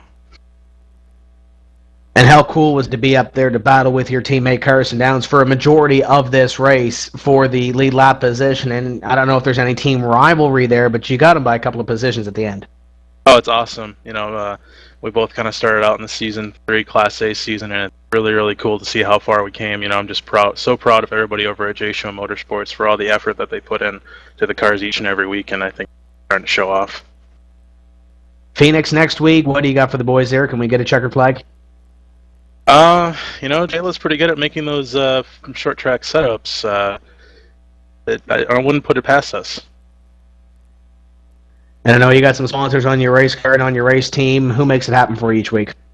Just really want to thank ProGeek Consulting for coming aboard this year. Matt Salo, he's been very supportive. That's really cool to have him aboard the car. Everybody at J Show, Tom Lewandowski helped a bunch on the setup this week, and really thankful to have him aboard. That's Danny Hansen coming home in position number 4, rebounding from the tough week that he had last week at Daytona. I believe Mike Conti has caught up with our 5th place finisher, Rich Doucette. Good old Rich Doucette coming home with the top 5. Rich had a great run tonight. Tell us about how your car was, and I guess I'll ask you the same question I asked Dustin. How bad was that wall of air with your setup? Thanks, Mike. Well, to start off, I think everyone could see we had an absolutely great setup on the long run. It was just far and away, I think, one of the best setups out there. Other than Joey, no one really could keep up with us, so that was a great team effort. The car was just absolutely outstanding. As far as the aero, the block of air, you could definitely feel it. There's not much getting around it. You can feel like you're faster than a guy and still running good times, but it's like you just can't catch up to the guy in front of you no matter what you do. And if you try too hard, you end up burning up that right front tire, which you never want to do. So we tried to stay out of that, just drive it easy and conservative most of the race, and it paid off. So walk us through that last restart, actually second to last restart, where Joey Brown spins the tires after trying to get a little bit too much out of those. I believe he was on like 50-something lap old tires. When you saw that happening, what was going through your mind? That was crazy up from the broadcast booth. I can't imagine what it looked like when he was going absolutely nowhere in the middle and people were flying by him on both sides. From your point of view, how did you feel when that was going on? Man, it happened so fast, it's really tough to tell. I actually spun the tires just a little bit too. When I saw him basically stopped in the middle of the track, I just went high and went around him, tried to stay in my lane to avoid any black flags, and we came out. Danny was beside me. So that's basically what happened there. We had started 5th on the last restart, and that's where we came home. So that was good. Well, next week, Rich, you head into Phoenix. Now your team, Wilman Inc., they're great everywhere they go. What are your thoughts going to Phoenix? Is it a track that you enjoy going to, or is it a track that you're just going to try to get a good, solid top 10 finish out of it? Well, we're always looking for solid top 10 finishes. The big goal here is to get in DWC, and that's what we'll do that. But Phoenix is a track I enjoy a lot. I love flat track, short track, so it's a lot like New Hampshire. We're usually pretty good there, so I think we'll probably come up with something pretty good there. So it'll be fun. It'll be interesting. A little break from all the aero effects that we see on the 1.5 miles, and maybe we can race a little bit closer with everyone else. All right, Rich, I want to thank you for coming on here, and I want to congratulate you on your run tonight. I'm hearing from Tim Terry that you're going to be 6th in points, I believe unofficially. I'm going to say that, so in case something changes, if you can't come and say I told you something wrong. Unofficially, you're going to be 6th place after tonight. And before I let you go, Rich, just thank all your sponsors and thank everyone out there that makes it happen for you. Yeah, obviously the guys at Wheelman Inc., Dustin and Josh Lawton, Chad Lawton, Jared, so many other people that put in time to help us out. That's huge. And in this game, you really need that to happen for you, so that's great. But I'd also like to thank JD Laird at JDR Graphics, running the Twitter car this pro season. You can follow the action of the Pro Series at ETV Live, hashtag NIPS, and whatever track we're at. This week it was NIPS Texas, and I believe they'll be giving away a gift card to the most innovative tweet, so make sure you get out there and get involved. And also a big shout out to Tim Terry over at Tim's Corner Motorsports. He's a big supporter of all the guys in the Pro Series, and it's fun to be involved with two guys that do so much for the series. Definitely so. Tim Terry, JD Laird, huge names in the sim racing community. Thanks again, Rich. Good luck next week at Phoenix. And we're going to take it to a driver now, Tim, that had a strong run tonight, didn't get the finish that he really deserved at the end.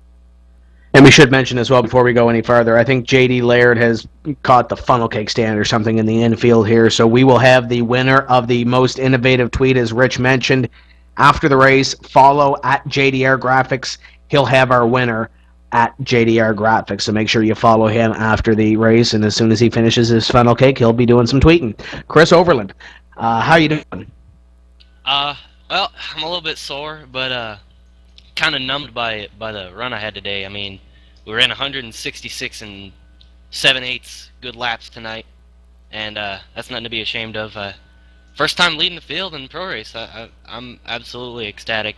The guys at Schmidt and Chassis Works did an incredible job, and it was amazing racing with Chad and Dustin and Jared and all them up there. It was just a blast. Those guys really know how to put on a show.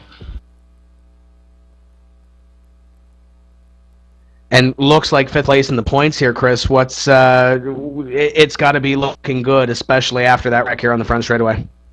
Oh yeah. Well, if the start finish line had been about 100 feet further back, I think we would have got a couple more spots and might have been fourth or third in the points. But I can't complain at all. It's looking real good for my chances to get back into the DWC, and I really made a fool of myself in that series, and I'm hoping to get a better chance at it second time around. And I seem to be doing pretty good here my second time around in the Pro Series, so maybe I get a mulligan here. We can show them something in DWC, but it might be a little bit too early to start thinking about that. All in all, just a great race. Phoenix coming up next week. What do you got for the boys? We're going to have to see. Alex Warren's a real good short track setup maker, so we'll have to see what he can do with that. I'm not really fond of Phoenix, but if we can come out with a better finish than we did today, or anywhere around there, I'll be pleased. Just so much momentum going in the next track. Even though we got wrecked there coming to the line, we've got a couple good runs underneath our belt, and I'm just so happy to lead at my home track. I gotta say hi to my parents watching, and thank you to the home track in Texas for being amazing and catering to my driving style. You mentioned the fans. You have a bunch of sponsors on your race car, and keep in mind that we only have a couple of minutes left. Who makes it happen for you? I'll try to make this quick. First off, I got to thank my spotter, David Schildhouse. There were plenty of times there where I could have wrecked way before that finish line, and he got me to where I was. He got me out to the lead, all this. David, great guy. Menards, Trading Paint, Simplex Media Solutions, JDR Graphics, JD Laird painted the car. It looks amazing. GSRacing.net, Scott Gramberg, Schmidt and Chassis Works, all the guys over there. And just basically everyone who watches this series and keeps it afloat.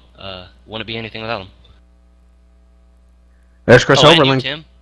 Oh, yeah, you can't forget me. I don't know if you got Trading Paints and Steve Luvender or not, but he's on there too. I think something like that. You can't forget Steve. That's Chris Overland coming home. Not the finishing position that he wants in position number 15, but nevertheless still maintains a top 10 position in the point standings. Mike Conti, final thoughts from Texas. That was a superb race tonight, Tim, and I'm glad to be able to call it. You know, there's some great runs. I mean, we had 8 cautions, but the race was really smooth. Wasn't choppy at all. Great running, a lot of blocking, but a lot of hard, solid racing tonight. And going to Phoenix next week, hopefully we can see more of the same thing. And that's going to do it for us here this week for round number 2 of the NASCAR iRacing.com Pro Series from the Texas Motor Speedway. Pre-race show being told 8:30 next week, so be here for Phoenix. Going to be an exciting race for Michael Keaton, who fell out halfway through the race, for Dakota Ehrman, J.D. Laird, John Westling, J.D. Webb, and Mike Conti. And I apologize if I forgot anybody. My name is Tim Terracing. We will see you next week when we say Let's Go Racing here on ETV Live from the Phoenix International Raceway. Keep the hammer down, and we'll see you at the track.